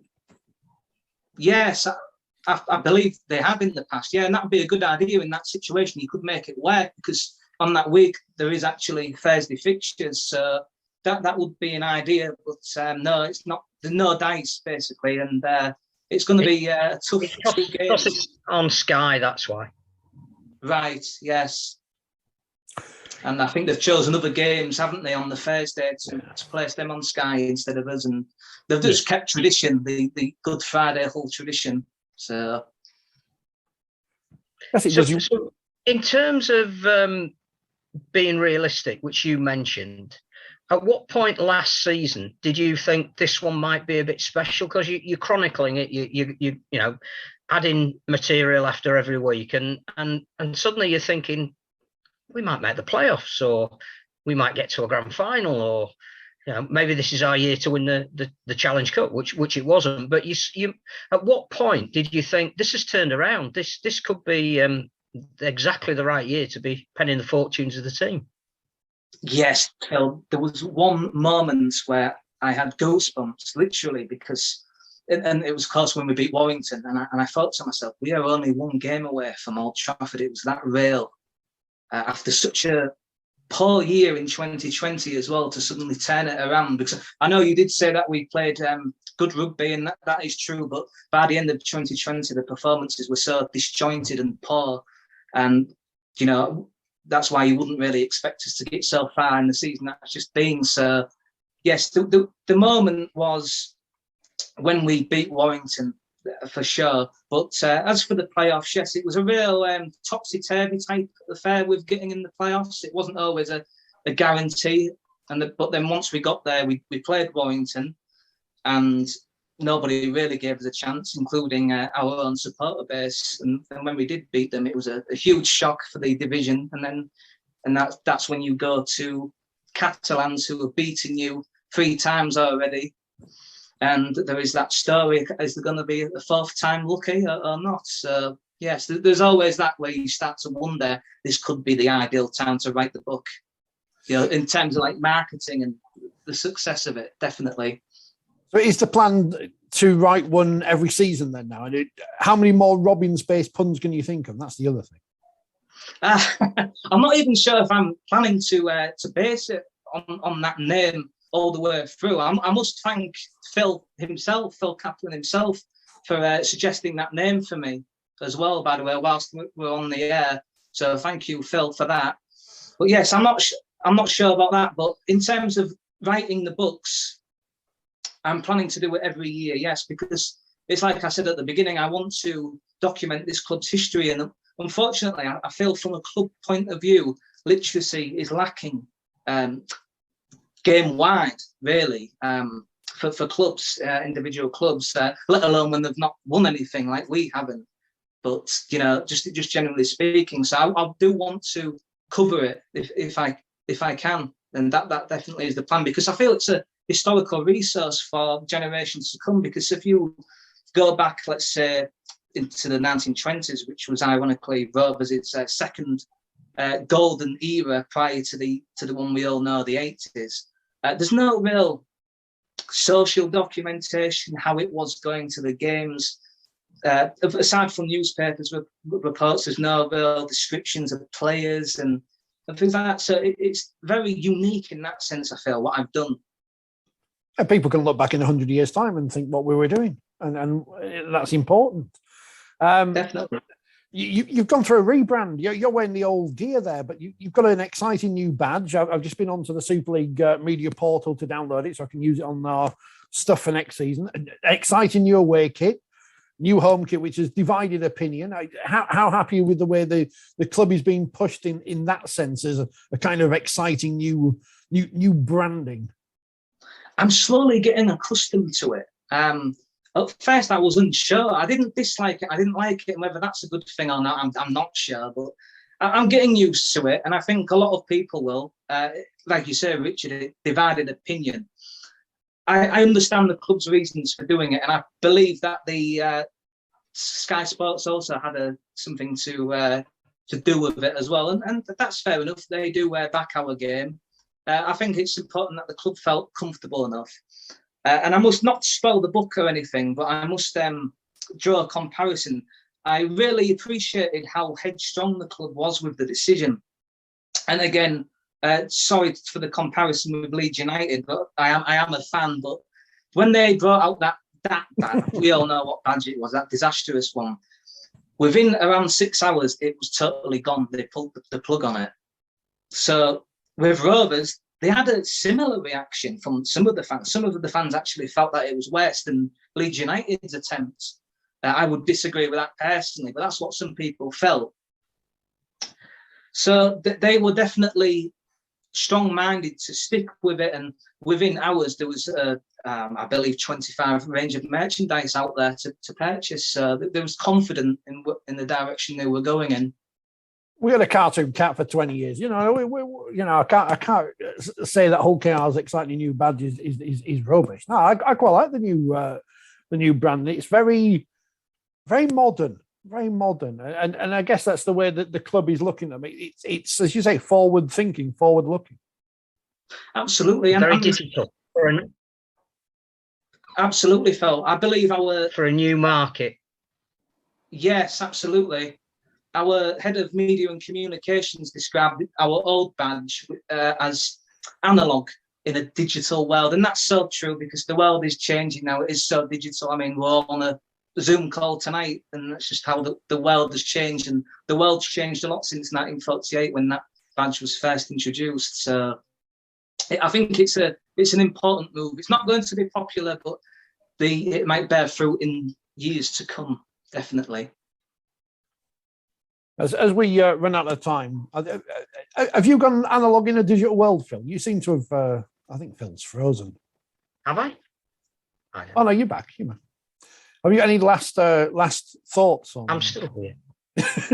No, I was just going to say, for all the talk of an analog world, I just hope that the printed word stands the test of time. Clearly, you must do as well because you've taken on this task of writing a book. Where can people get hold of it, and how can they follow your progress? Absolutely. So the book is available on Amazon. It's priced at $6.99 for the paperback version, and it's priced at $3.99 for the Kindle version. So if you just search The Robin Sings Again, or The Robin Sings Again, Hull KR, and you'll be able to find it. Does that come on the camera? Yeah, we can see it. That is great. So yeah, I feel that it's a great read, not just for Hull KR fans, but for anybody who loves the underdog. And there's also the winds of change are blowing, I feel, as well. And I think it's going to be a real interesting read for the neutral because I've really planned it meticulously on how much I've gone into detail on things. And I think people will appreciate that when they read it. So yes, I feel that it's a good stocking filler as well, especially for the KR fans out there. Yes. And if you know any Hull FC fans, you can send it to them as well. Because every book sale counts. Yes, and they might have relatives because that is often the case here with split families. I should know. I'm from one, so yes. Brilliant, Dan. Thank you very much for your time. Best of luck with the book, and I guess we'll speak to you next year and about the next book and about how 2022 has been an even better year for Hull KR. Thank you so much for having me. I really appreciate it.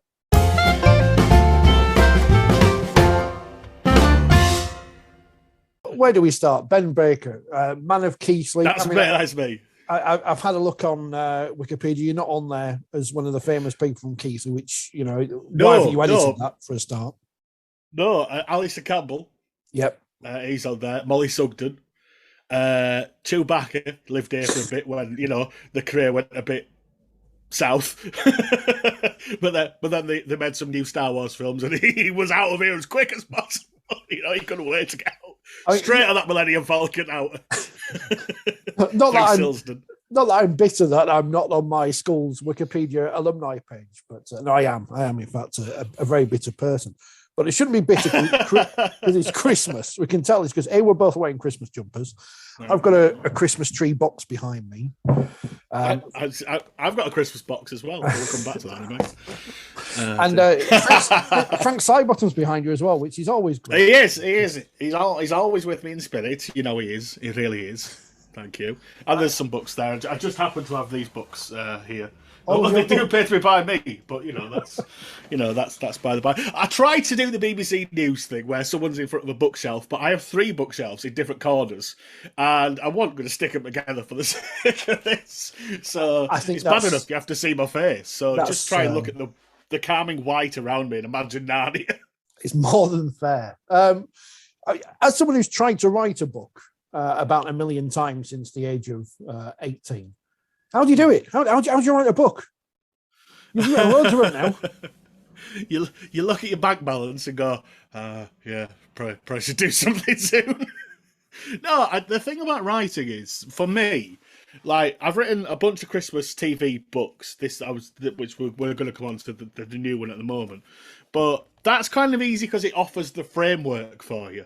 For example, I wrote a book about Christmas TV in the 80s, so I went through all the 80s radio and TV times and pulled out all the sort of things that looked weird, interesting, try to find as much of it as possible to watch. So that kind of offered a framework to do that with. I think it's a lot more difficult if you don't have a target, I guess.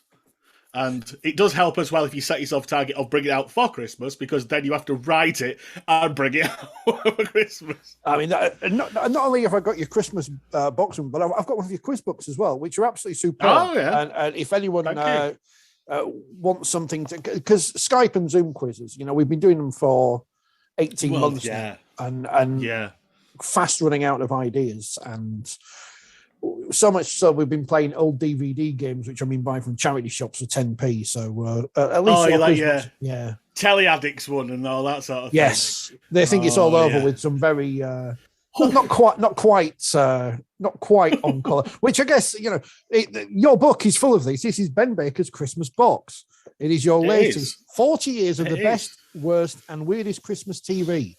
Join Ben Baker for a rustle through a selection box of star shows, cliches, and one-offs that made up the 20th century Christmas TV experience, and it goes on there and mentions lots of other things. It does. And there's my face as well. It's just as proof, you know, in case I don't take my passport anywhere, you know, I could just say, look. I mean, we are the same age, and I am a child who was obsessed with television, which I am assuming that you were as well. Yeah, I think it's a generational thing, definitely, because I've written books about specific eras of Christmas TV. And this one is a kind of bringing all them together in stories, sort of like looking at threads of various like genres and like stuff like why is Noel Edmonds so connected to the Christmas experience and stuff. And yeah, it does come from that very much telly was always on at Christmas sort of thing. And, you know, everyone's got that experience, I think. And if you don't, I'm really sad that you didn't have a red pen, a Radio Times, and you went to town on that. Even now, when there's like, 3.5 things to watch, you know, in fact, most of it seems to be radio that I end up ringing these days because I am 40. But I love the fact that it's still a thing. Like, Christmas TV is still important in this country. Like, people still clamour to see what the schedule is. And then they invariably go, there's too many Shreks and Gruffalos, defund the BBC, set fire to the Big British Castle, you know, all that sort of thing, you know. But we still have that impetus, we still have that desire to actually sort of, to know what's there. It's comforting. And I think people go, oh, no, not X, Y, and Z again, you know. But really, they are the building blocks of sort of a British Christmas TV and a British Christmas in general. Even now, it's like I go to a friend's house for Christmas and their parents are there and they won't be watching BBC One or ITV. They'll be watching like Storage Wars or something. You know? And we shouldn't fall into that trap of thinking that everything was great in the olden days and everything on TV today is rubbish, because there's a lot of rubbish on TV since, well, they invented the thing. Well, yeah, and I've tried to do that with this book, basically, with sort of I'm looking down because it's that. It's like telly is always a weird thing at Christmas because, one, you get them kind of looser time slots and schedules and stuff, so everything's kind of a bit more mixed up, which obviously didn't used to be much of a thing when things started in like 1976 at 6:42 p.m. and stuff like that. But now, obviously, we're very used to regimented schedules and all that sort of thing, and also remit filling. Operas, all that kind of arts programming. They go, got to fill it, but Christmas, put it all on Christmas. So you get some really weird stuff, you know, and you get some absolutely atrocious stuff as well. And to be honest, I think telly's a lot more boring, but it's probably a lot more consistent. Boring. That's a good. I mean, you say the best, worst, and weird. What's the weirdest thing then you've discovered in researching these books? I mean, I certainly feel the Kid Creole and the Coconuts musical, There's Something Wrong in Paradise, takes a real beating. A 2-hour Hollywood-style blockbuster about racism on a small island, but done in a Granada studio. With Kid Creole and the Coconuts. I mean, that went out ITV 10 p.m. on a Saturday night just before Christmas, and you just think that's not happening now. You know, no one's offering that slot to, I don't know, who is a pop star now. Sausage Rolls man, the Sausage Rolls fella. He's not getting his own 2-hour Christmas spectacular, is he? I mean, it's quite a surprise actually, because you know he's very popular on the YouTube. You know, why is there not a Lad Baby Christmas? Have ITV not discovered him or something? Because he doesn't need it. That's it. YouTube's going to offer him way more exposure now, I think, for the right audience. You know, the audience that you know he actually wants him. So why would he bother with TV? That's the whole thing. With this book, it's about the compromise of Christmas, I guess, because we're all sort of, it's one of the few times we do all get together still. And I think that's why last year, you know, being sort of stuck on Zoom calls and everything like that, we realised kind of how nice it was, even though it's deeply, deeply irritating when, you know, there's an elderly relative waffling through. Well, at least Doctor Who's not on Christmas Day now, because that was the worst one. But, you know, it's kind of, you know, that kind of experience where we're all together and you all kind of have to make a compromise of what to watch. And so invariably, it's the path of least resistance, I guess. It's like, oh, well, the chase is on. We could watch the chase. Nobody dislikes the chase. And I think that's what ITV are thinking now, because basically, you know, last couple of years, they've basically gone, hey, let's just do what we normally do. You know? So, I mean, they showed Good Morning Britain this morning, Loose Women, same again this year. And then, yeah, basically, soaps, chase, tipping point, probably terrible. You know, it's just like, they don't bother. They're not bothered. There's no Gordon Ramsay's Bank Balance Christmas special on BBC One, is there? Because I'm looking forward to that if there is. You know what? I could imagine they've filmed that back in summer and then shot it into space just to make sure on the off chance it never gets shown accidentally. You can add to that as well. Craig Charles has got a game show now on Channel 4 called, I think it's called Moneybags. And, you know, you look at Craig Charles and you think, game show host, obviously. And so, yeah, that it's... television is still capable of being baffling, but... What was that bloody awful virtual reality thing called that he presented? Remember the early days of Cyberzone? Cyberzone. You could not get a more early 90s of name the time for a TV program. No, basically virtual reality gladiators, I guess. That was kind of the general idea with that. Sort of before Robot Wars made it actually sort of tangible. Yeah, I don't know if there ever was a Robot Wars Christmas special, But I hope there was, and I hope that they put little beards on Sir Kill-A-Lot. And Put some tinsel on Sergeant Bash. Yeah. Brilliant. The problem with the chase is it's not a problem with the chase because the chase is great. Everyone loves the chase. The only difference between the chase Christmas celebrity special and normal chase Christmas celebrity, non-Christmas celebrity special, is that they'll get the vixen dressed up as a pantomime dame or something. Because there's so many celebrity specials throughout the year. I mean, I do like it when you stick challenge on randomly and it's a Family Fortunes Christmas special, and they announce everyone's in panto at the end. They don't do that anymore. They don't say Sam from Sam and Mark's you don't Theatre Royal Wakefield. No, they don't. And I think that must have been like an agreement with the like equity or something like that back then. But it was a nice sort of feeling of, you know, these people exist in the telly. It's like, I suppose that's another thing we've lost with like social media and everything. You can just go on and tell anybody you know, if they're on Twitter, how much you hate them. They will go, oh, blocked. But you can tell them that before people existed. Again, as you said, not a rose-tinted glasses things, but stars were stars. You know, in the sort of 70s, 80s, you know, you did have people like Brucey, Bob Monkhouse, Scylla, I suppose, you know. You know, you got all these people who everybody knew.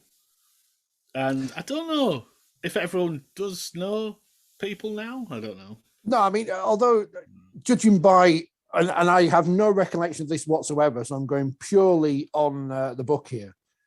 Gladiators, celebrities versus jockeys. I have no recollection of this whatsoever. Well, and that does feature Bradley Walsh.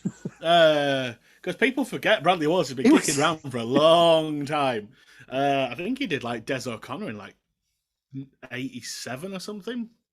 But yeah, that's a weird one because it's like celebrities versus jockeys. So if I was a jockey, I'd already be feeling pissed off that I'm apparently not a celebrity, you know. And you just get these. But I mean, the lineup on that one in particular, you've got like the late Mark Spate, who obviously a lot of people know from of a certain age from like Smart and stuff like that. But he was doing Scratchy and Co on ITV at the time, where he had kind of like a Max Headroom kind of thing with his like fake wig and stuff. And he sort of kept jumping between that character and being himself. And it's a strange thing. And Ulrika, it's 97, so it's just after Shooting Stars has really hit big. You know, it was one of the biggest things on telly at the time, and she could not give a damn about being there at all. She does not want to be there. And it's just after John Fashanu was done for the...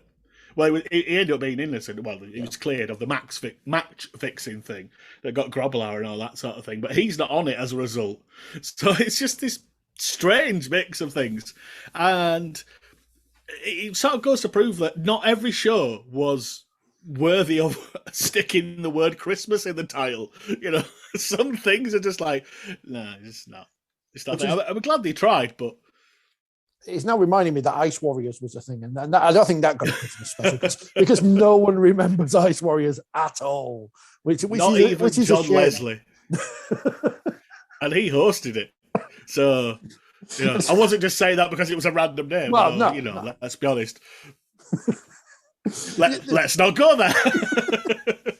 We need to reappraise a couple of people because social media. Well, I don't know if social media necessarily, but Lenny Henry has a reputation of not being funny, which is obviously not true. And the book has plenty of recollections of him being on telly as a Christmas star, starting ridiculously with the Black and White Minstrel Show.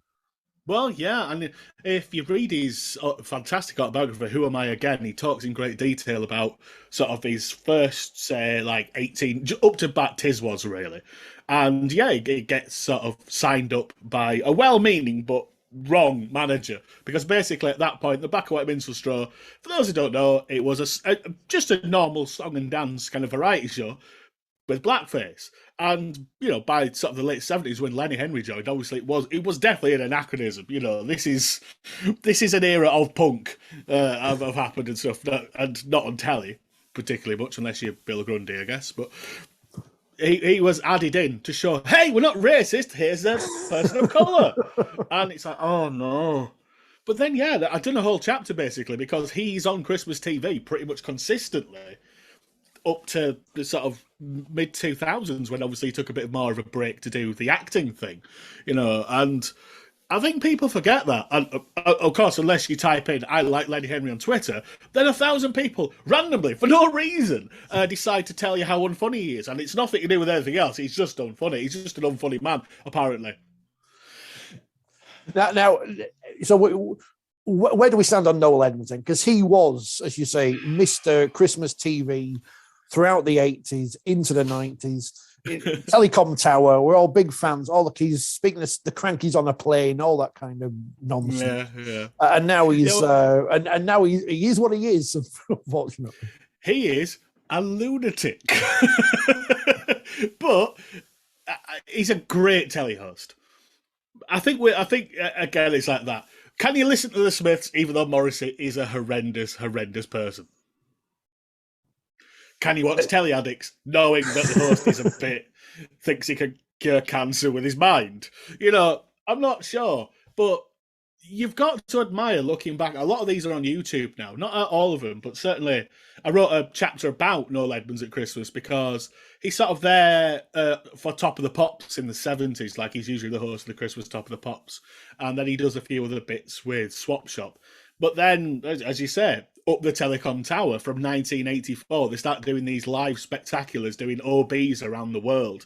And they slowly build them up. I think the 1985 one is the biggest because they not only did they launch Comic Relief on it, which nobody remembers that now, but you've got like OBs all around. So they go to Africa to like launch Comic Relief and all that sort of thing, and you've got the Crankies and Gary Davies watching on in horror as Fergal Sharkey tries to mime "You Little Thief," on Concord, and it's a clip that's been pulled out a lot, but with very little context, And that happened for a few years, and that was always an interesting thing. And it got a bit earlier because they decided to link up with Australia and other places, show it live over there. So it was a really big deal. And then obviously there was a little bit of an incident that occurred in his career in 1986, where a man died, and not the Christmas show, but they still went ahead with it, And you've got to imagine, like, that was like 5 weeks after as well, so that must have been insane. And yeah, then he does Noel's Christmas Presents for another decade, which was, you kind of schmaltz, but well-meaning schmaltz. Unfortunately, Noel's family telly accidents. I can't remember it's actually what the quote is now. But from bottom, it's but it's Noel's Christmas video family accidents or whatever. Yeah. So there, Noel Edmonds. I don't know. I think if he was on this year at 11:30, probably not at the Telecom Tower. I don't know if they do that sort of thing anymore. The BT Tower now, as it is. You'd watch it, wouldn't you?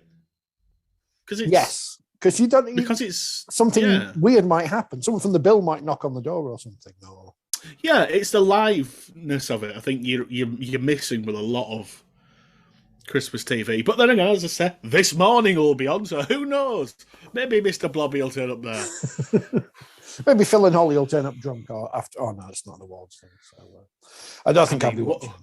What? No, that's just it. There's no, because it's just another edition of a thing that exists already. Whereas Christmas was a place where you got these once a year things. That's why the Morecambe and Wise Christmas shows are such a beloved thing, because eventually they were doing series, but eventually they kind of filtered out a bit because they wanted to focus in on the Christmas special, and they would be working on that for months and months and months, and that's why they stand up so well, I think, But one of the things that has stood out in this, and it's something I have no recollection of whatsoever, which is bizarre because I was a big fan of them. Might be because of the time it was on. The Bewitched Christmas special. That was a huge Bewitched fan back in 1999, which I don't know many. My friend of mine definitely was. So there was two of us in Wake. We were 18-year-old boys, so It's all right then, isn't it? Yeah. Emotions, feelings.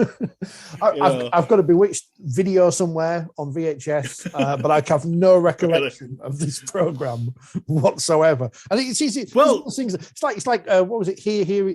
What was the Hearsay thing? Saturday. That's the one. Hearsay Saturday, yeah, where they try to go, hey, let's give them a variety show because they're very popular. And it turns out they weren't that popular at all, But yeah, the Bewitched thing sort of aired at like 9:25 a.m. So on like December 28th or something. I can't remember the exact date, but basically it was one of those filler things. And I added that in because I've done a section about pop music other than Top of the Pops at Christmas, because obviously there's a lot of music at Christmas, and that's kind of the end of it, really, because at 1999 is kind of where I end the book, because I think things change after that. It's too hard to track, and there's satellite and everything, and no one's having the same experience like they used to do. And the Bewitched special is weird because they were massive, weren't they? Obviously they had 4 number ones in a very short space of time, like 9 months maybe, if that. And they went to America. Did you know they had a top 10 hit in America? Well, was it Roller Coaster? Because no, it was C'est La Vie. C'est La Vie. Although Roller Coaster is my favourite, personally. I mean, my all-time favourite is Blame It on the Weather, because I think that's just an awesome song. It's in and of itself. But I think there is video evidence somewhere of me and our, some friends doing the roller coaster dance somewhere. So I'm hoping that never. This isn't the days before camera phones, so it's probably on a VHS tape somewhere long lost. Yeah, no, I can imagine. But that's a fascinating document in itself, because basically it's like Christmas, so they brought mid 98. This is Christmas 99, and they are knackered. You can tell they have lost all love for the industry whatsoever. They've just been on a constant rotation because they were trying to break America, and they did sort of, but you think that they sort of come on the heels of the Spice Girls, who got basically Christmas 96 and Christmas 97. ITV show a Christmas, not a non-Christmas, a Spice Girls concert at Christmas, because why not? The biggest thing in the world, and you didn't get that for menswear, was a shame.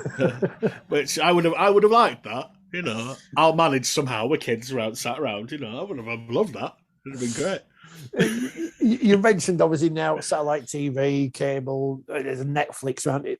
Whatever they put on, and obviously there will be people who just sit down and watch whatever's on BBC One on Christmas Day, which will get no doubt lots of views. But things have changed. We can remember the past, but it's not going to be the same going forward, is it? Because there are so many options now. No. I still, obviously, I mean, you still get I think last year was it like 9 million was like the most watched thing, and that would have been, I think it was EastEnders.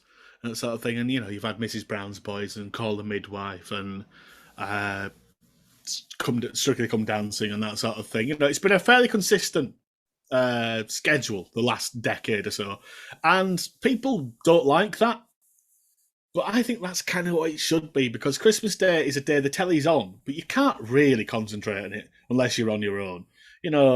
So you do have an archetypal thing. There's going to be a Pixar on at 3:10. There's going to be a half-hour animated story about a piece of sentient mold called Flemp or something like that. It's like is that by David Walliams or something? Yeah. Probably, or Julia Donaldson. And then you'll get your Strictly, and you'll get sort of where you used to get Doctor Who. Now, I mean, it was the Wheel last year got a Christmas transfer, which was interesting, because I quite like the Wheel, even though Michael McIntyre, like most people, he's all right. He's got good genes in him. I'll say that, considering his dad was, one of Kenny Everett, who is one of my heroes and up there somewhere, one of his main writers.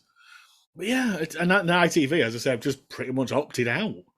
They just it's like when the World Cup's on, they just might as well we're just not going to bother. Although I am the person who will watch the Euro final on ITV, because I am just that way out. But really, okay, I don't know. I don't know why it doesn't bother me at all either way. But I do know people very much. I've been told there are households of people who weren't allowed to watch ITV. It was common, but I'm very common. So, I'm from Keighley. Cougars. I'm in Cougar colours. I can say, yeah, it's very quite by very chance. Yeah. If you ever want to talk about Nick Pinkney, you know, I'm surprised you're not. I was there when we beat Batley in '93. Good Friday, pouring down my rain. Joe Grimmer sent off. I was there. I was there. If you ever need any of that, well, it was for Keighley certainly. until Bradford ripped you off, and Bradford Northern. Bradford Northern. Yeah, they were not until we were Cougars, and then everyone did. It's true, to be fair. Cougars were the first kind of to have that kind of. And I think it was a competition in the Keighley News. Some kid came up with a name, and people really got behind them that season. Understandably, because we were very good. And then, very much like Ebenezer Scrooge, Maurice Lindsay came along. What's it saying? Ruined it. Merry Christmas, everyone, to all except Maurice Lindsay. It says there in the book. That's basically in case you're wondering why I'm on a rugby-based podcast. that's the rugby part. Although I'm highly amused. Obviously, the kid who won the competition never knew that in 2021 or whenever, Keighley would have a women's team, which is now called the Keighley Cougars, which is brilliant because no one could have foreseen what the word cougar would have meant and how brilliant a name that is. Well, yeah, I suppose it has it's a multifaceted kind of title, but I mean, we were so into it at the time. My dad actually got the Cougars a decal put on the side of the car saying Cougars with the logo, and he used to pick me up from school. He was like, "No, please don't, because I loved him." But you know, I didn't want that, and we were friendly with some of them. They'd come to school and they'd teach us like the basics, and we're okay at rugby because look at me, I'm a stocky kid, you know. Well, if you can see, I am a stocky lad, and I was good at it, but I refused to take my glasses off, and apparently some of the players were very bemused because I could have played rugby, but I didn't because I didn't want to take my glasses off. They've made some interesting backroom signings. They're on the way back up, the Cougars, and you know they're always on the way back up. Well, yeah. That's the problem. You know, the problem is, ultimately, we got rejected in the 90s because we didn't have a massive ground or anything. Because it's a big, small town. There's a lot of people technically come under the sort of heading of Keighley. It's like over 600,000 sort of people, you know. But it's a nice sized ground for what it is. But it's never going to be Odsal or whatever. You know, it's never going to be sort of unless someone basically comes along and one of those Saudi Arabian millionaires comes along and basically builds an entire new thing, then no. And then people will still complain because it'd be too much and Bovril's too much, and you know, it's just, you know. these Saudi Arabian oil billionaires, they haven't discovered Rugby League yet. It's very sad. No, it feels like it's the only thing they're missing, really. You know, like why buy Newcastle? It's like, everyone knows about that. You know, come down to miners. We'll treat that money with, you know. Can you imagine how far that money would go in the north? Oh, you know, you could have gold, everything. It'd save you a lot of money. Possibly. Well, yeah. Weirdly, my mum does actually work at a petrol station across from Cougar Park. So, you know, I'm sure they would just go in there and buy all of the petrol for everybody. and it'll just be like that bit in Zoolander where they're just having a fight with the petrol. It'd be fine. See, the other Rugby League TV connection, which is something I've been looking for. It used to be on YouTube. Was when Harry Gratian left Luck North, which again, this is for the Yorkshire-based listeners. Oh yeah, the first time he left Luck North in the mid-90s, he did a couple of adverts for Northern Upholstery, as was DFS as is now. But and one of them was on YouTube. It's not there anymore. And he was mocked up in a studio presenting the news on Northern Upholstery's latest, 3 years interest-free credit and free Parker. Oh, not Parker pen. That's Parkinson. But it's gone. It's gone. I don't want you to get Marky confused with Harry Gratian. They're very, very different men. Yeah, we're all big fans of Harry Gratian. That's the difference. That is very true. That is very true. He is. I think I just saw him on a stairlift advert on Talking Pictures TV. No, I'm sure it was I'm gonna have to watch. I mean, that is a great channel, and that is a great channel full of obscure stuff. We all have that hovering channel where it's just like there's nothing on, so I'm just gonna have this on. A lot of people have Dave on, for example. Or Challenge. I have Talking Pictures TV because it's just always something old and quite comforting, and especially in the last 18 months, comfort has been. I mean, that's partly why I wrote sort of the last book I wrote was just about 90s Christmas TV, and I said I wasn't going to write that, and then 2020 happened, and I think just a lot of people went back to comfort. They just wanted when cinemas did open, there was it was all stuff like Hocus Pocus and Grease and Back to the Future, all sort of reissue stuff. The charts. I mean, look how many Christmas songs went back in the chart last year, and 2 songs that had never been number 1 before got Christmas number 1 finally. Wham and Mariah Carey, because people just wanted warmth. They wanted something that was from a time that wasn't this, the darkest timeline. I feel a fraud because you've written 4 books. Here's one of them about Christmas TV. I write a column every month in Forty20 magazine about TV, which is hard to do when I don't really want to talk about rugby league on TV, because I've kind of set myself parameters in so much as I don't want to slag people off because I might meet them somewhere along the line, and B, I don't really want. I'm not really slagging them off for anything in particular, So it's hard to be critical in that way. But it's as opposed to we can have a go at Cilla Black because A, she's dead, and B, she's not going to read a rugby league magazine. But and also she was awful. So, but there are certain people you've not heard very good things about at all, and she's definitely one of them. Come back and haunt me if I'm wrong. And she probably didn't like rugby league anyway. But in the last issue, I wrote about Kenny Everett because he's been on That's TV Gold, which is another one of these random. Yes, I don't get that one. I'm really annoyed. Even though I've got the DVDs, you still want to watch that. I just watch it, but it's like the fact that it's on, it's just on. I mean, the point of my I brought it into the column for Abe because I had nothing else better to write about because the season's finished now. And it does say at the start, this is presented in its original form, and some bits are of their time. Which I think I'm glad they do it that way instead of butchering it to hell, because giving the audience some intelligence. Of course, there's some stuff you wouldn't want to repeat, from the past. That's fair enough, but I don't think there was anything necessarily on there that was too.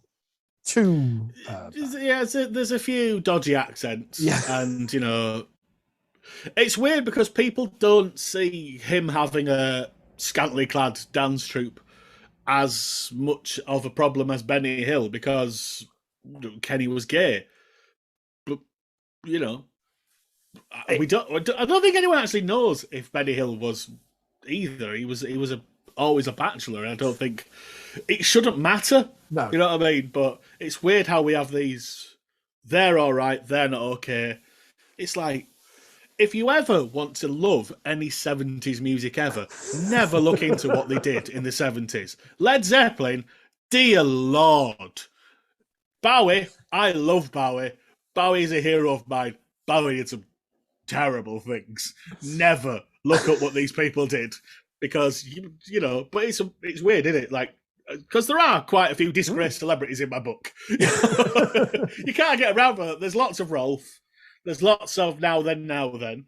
I refuse to invoke his name. I mean, there's. I love Steve Coogan, but I'm not going to watch that drama. No, why does that exist?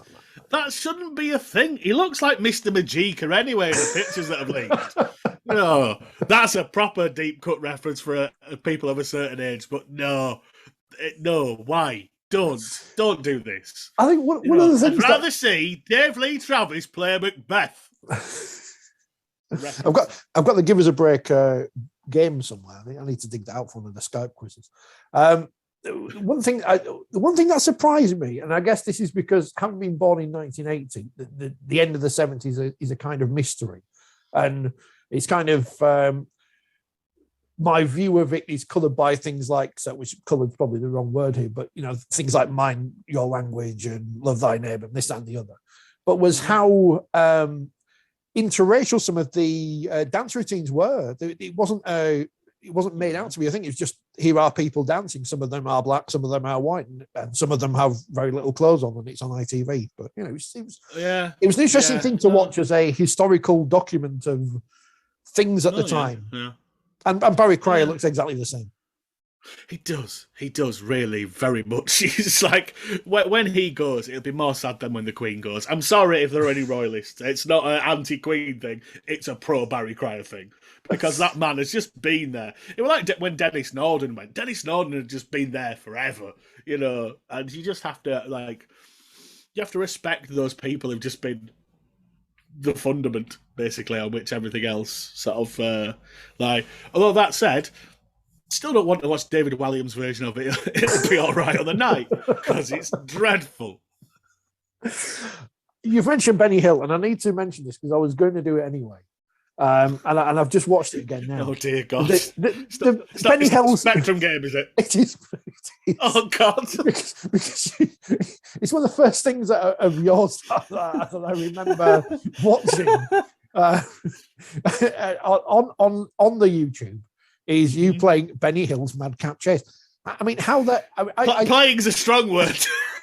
I mean, I've actually seen somebody else play and get onto a second level, which is, the fact I that refuse to believe that exists. I refuse. I refuse to believe that exists. Do you want to tell the people what the point of the game is? Well, the first level, Benny Hill in Bury. Well, is it Benny Hill? He's in Dirty Old Man. Fred Scuttle. Wait, you say that there were houses that didn't watch ITV. Benny Hill was not a program we'd have watched in a very progressive socialist household, unfortunately. So I don't really remember watching it much. Obviously, it was on for quite a long period of time, and then Freddie Starr basically did a series of scripts that had been written for Benny Hill. And you know what's really interesting about that? Why I bring that up? Because Freddie Starr rang us up at 3 a.m. in about 1990. Swear this is true. My uncle had gone to see him at Blackpool, got very drunk with him, and then basically said, "Oh, you should get my nephew on. He's because my dad was trying to be a comedy writer and stuff like that." So he sent a load of jokes. He'd never heard anything. Then that series came out, and my dad said, "That was my joke. That was my joke. That was my joke." So there are certain things that Benny Hill just it's bad. It's bad memories. Just if he hadn't have gone, who knows? Of course, what the most interesting Benny Hill story is? Go on. It's the tribute he paid to Frankie Howard when Frankie Howard died, even though he was already dead, because his agent couldn't get hold of him. So he decided. I think it was that way around. Certainly, they both died about the same time. And I'm fairly sure Frankie went first and Benny's agent couldn't get hold of him, so he went, "Oh, we'll miss him greatly. He was a gentleman of the old school," sort of thing, all that kind of business. And yeah, he was already dead. So, yeah. And if he had played Benny Hill's Madcap Chase in his last moments... you have to go around taking your neighbour's washing and stealing it. Yes. Basically. Yeah. And get points. It's a very odd. You're helping one neighbour, but another neighbour thinks you're just a dirty old man stealing knickers and bras from the washing line because it was the 80s and they made a video game out of anything. What I mean, they made it, as you say, they made it out of what program today would you like to see a video game of? Not Call the Midwife. That would not be a good idea. And I'm surprised no one had Newsnight again. I don't know, because you do get those really dreadful kind of like ITV keep advertising, "Oh, you can play, lottery, jackpot, slot machine versions of all of our programs." Yeah. It's like that's not really what I want to do. I mean, I spent many an hour playing the Who Wants to Be a Millionaire sort of trivia quiz games in pubs, over the years, and I did. And also, there's going back to Noel. Deal or No Deal one seems to be in every Weatherspoons. Seems to be a Deal or No Deal. Even though it's not been on television for 5 years, it's like there's always a grinning Noel beckoning you in to waste your money on. I don't even know how they work now. It's just like it's all video. It's all newfangled. It's all too fiddly for me. I'm 40 years old. You see, it's too fiddly. No. They should bring back, them knockoff Space Invaders that you had to put up. The Toby, was it Toby Tronic? The ones Yes, that sort of, yes. It was like the buttons are at the top. You say, I mean, kids today, they won't know. They don't understand now. I've got so desperate for watching stuff that I managed to start watching Taggart from the start. And then the pilot episode, he's in the pub, which is a very 1980s looking pub because it is playing Pac-Man, actual Pac-Man. Wow! The character of Taggart is addicted to Pac-Man, which is something you'd not expect, but it happens. That's pretty good because I did the BritBox trial this year because there's always a trial. They're very thirsty. They are. It's basically you take a trial and then you say, "Thank you, I don't want it anymore." And they say, "Oh, we'll have this deal." And they say, "Oh, have this deal." "Oh, okay, have it for basically you can come round our house and make love to our wives, and as long as we've got a subscriber number." And I think by then I've watched a few bits on that, but it became basically a Minder delivery system because I just watched loads of Minder on it. It's like 4 series of Minder in a month. The Minder game was written by the same bloke who wrote Benny Hill's Madcap Chase. And the Minder game is brilliant. Tronics? Yeah, the Minder game is brilliant. Yeah, it shouldn't work at all, because it's kind of an adventure game, I guess, isn't it, really? You sort of have to sort of make deals and that sort of thing. Yeah. It's a strange one. It's a strange one. Definitely. I'm trying to think of anything else to ask about Christmas TV, but I think we've covered almost pretty much everything. Apart from if you could watch one thing from the past, which you've written about, which there's no evidence of any shred of video to be found in a Nigerian TV station's cupboard with these episodes of Doctor Who. What would it be that you would really like to see? Oh. You know what?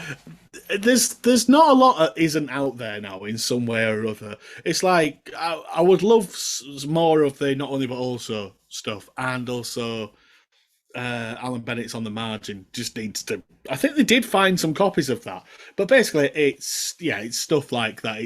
There's a lot of 60s comedy definitely that just seems to have completely vanished. In terms of Christmas stuff specifically, it's weird because all these things that used to be just verboten around. So, example, in the book, there's a chapter about the Queen's speech, kind of just a rough history of interesting things that happened at different years. And she only didn't do one for 2 years. Once when she was very, very pregnant, and once when they did this documentary, Royal Family, which was a huge deal. It got 30 million because it was on BBC and ITV, and it was basically about following. It was a very, very close fly-on-the-wall documentary about them following up Charles's investiture as Prince of Wales. And she decided they'd been on telly too much that year. So they didn't do a speech. And we move on sort of through the years, and it was shown a few more times, and then it was banned. It's basically, you cannot see this anymore. And it was literally, if any trace of this found out, it would be probably not praise, but certainly a very large smack on the wrist.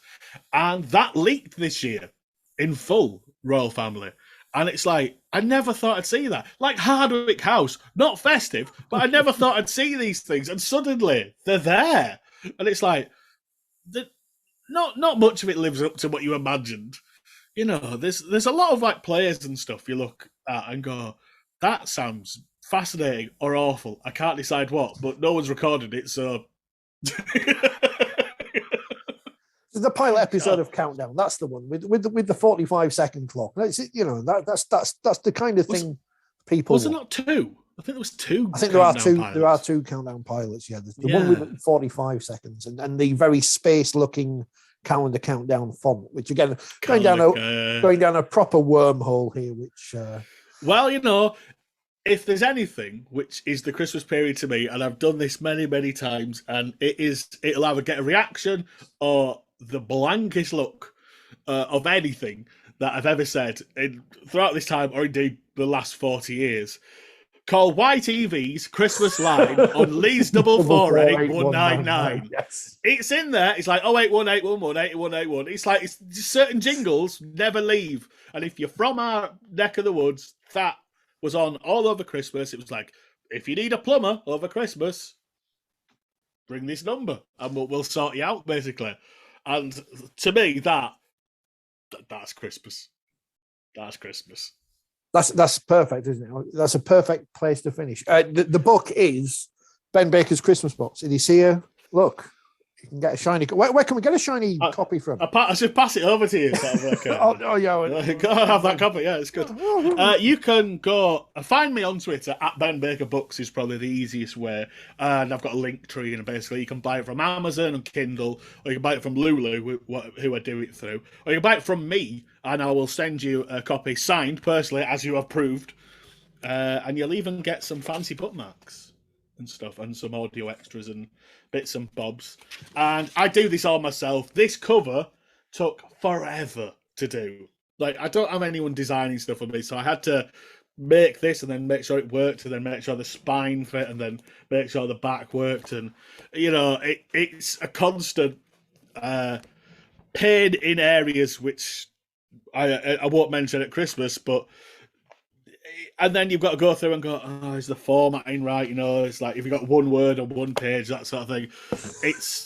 It's self-publishing is such a joy, but actually when you get back a box of your books and stuff and you see that thing and it's like an actual tangible thing and stuff, and people are talking about it and reading it and stuff, you do get a nice feeling. And it won't sell as many copies as Josh Widdicombe's I Remember an Episode of Neighbours from 1992, which a lot of people point out, oh, he's done a book just like you. I'm like, he hasn't. He's a famous person, and he's written about things he likes, and so have I. Because my books are written in my voice, you know. It's like, I think my favourite entry out of any of them is a programme called Jim Davidson's Special, and my entire entry is, no, he isn't. You know, I mean, here's the bizarre thing, and I know we stopped and we're starting again, but here's the bizarre thing. Jim Davidson, everyone knew what Jim Davidson was and is, and he hosted a generation game in the 90s.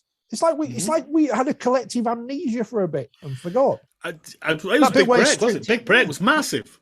You know, Big Break changed his career, basically.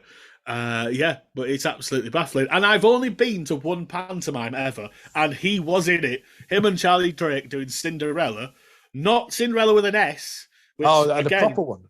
Kids of the 90s will remember he did a naughty, sexy version of Cinderella, which just don't. It's probably on YouTube. Just don't. And because I'm nice, I'm not even going to tell you what Mike Reed's copycat version was. Although cat is very implied in Boots. So, yeah. Christmas! Buy the book. It's Ben Baker's Christmas box. Buy my book. At Ben Baker Books on the Twitter. Ben, it's been an absolute pleasure. Thank you for joining us. I always enjoy waffling. Yeah, I got to say, we talked for a bit longer than I thought we would do, which is always good because, you know, the people, they love a long podcast to listen to while they're, you know, working at home and not doing anything these days. So it's all good. I wish every single person listening a very Merry Christmas, except Maurice Lindsay, obviously. You know why.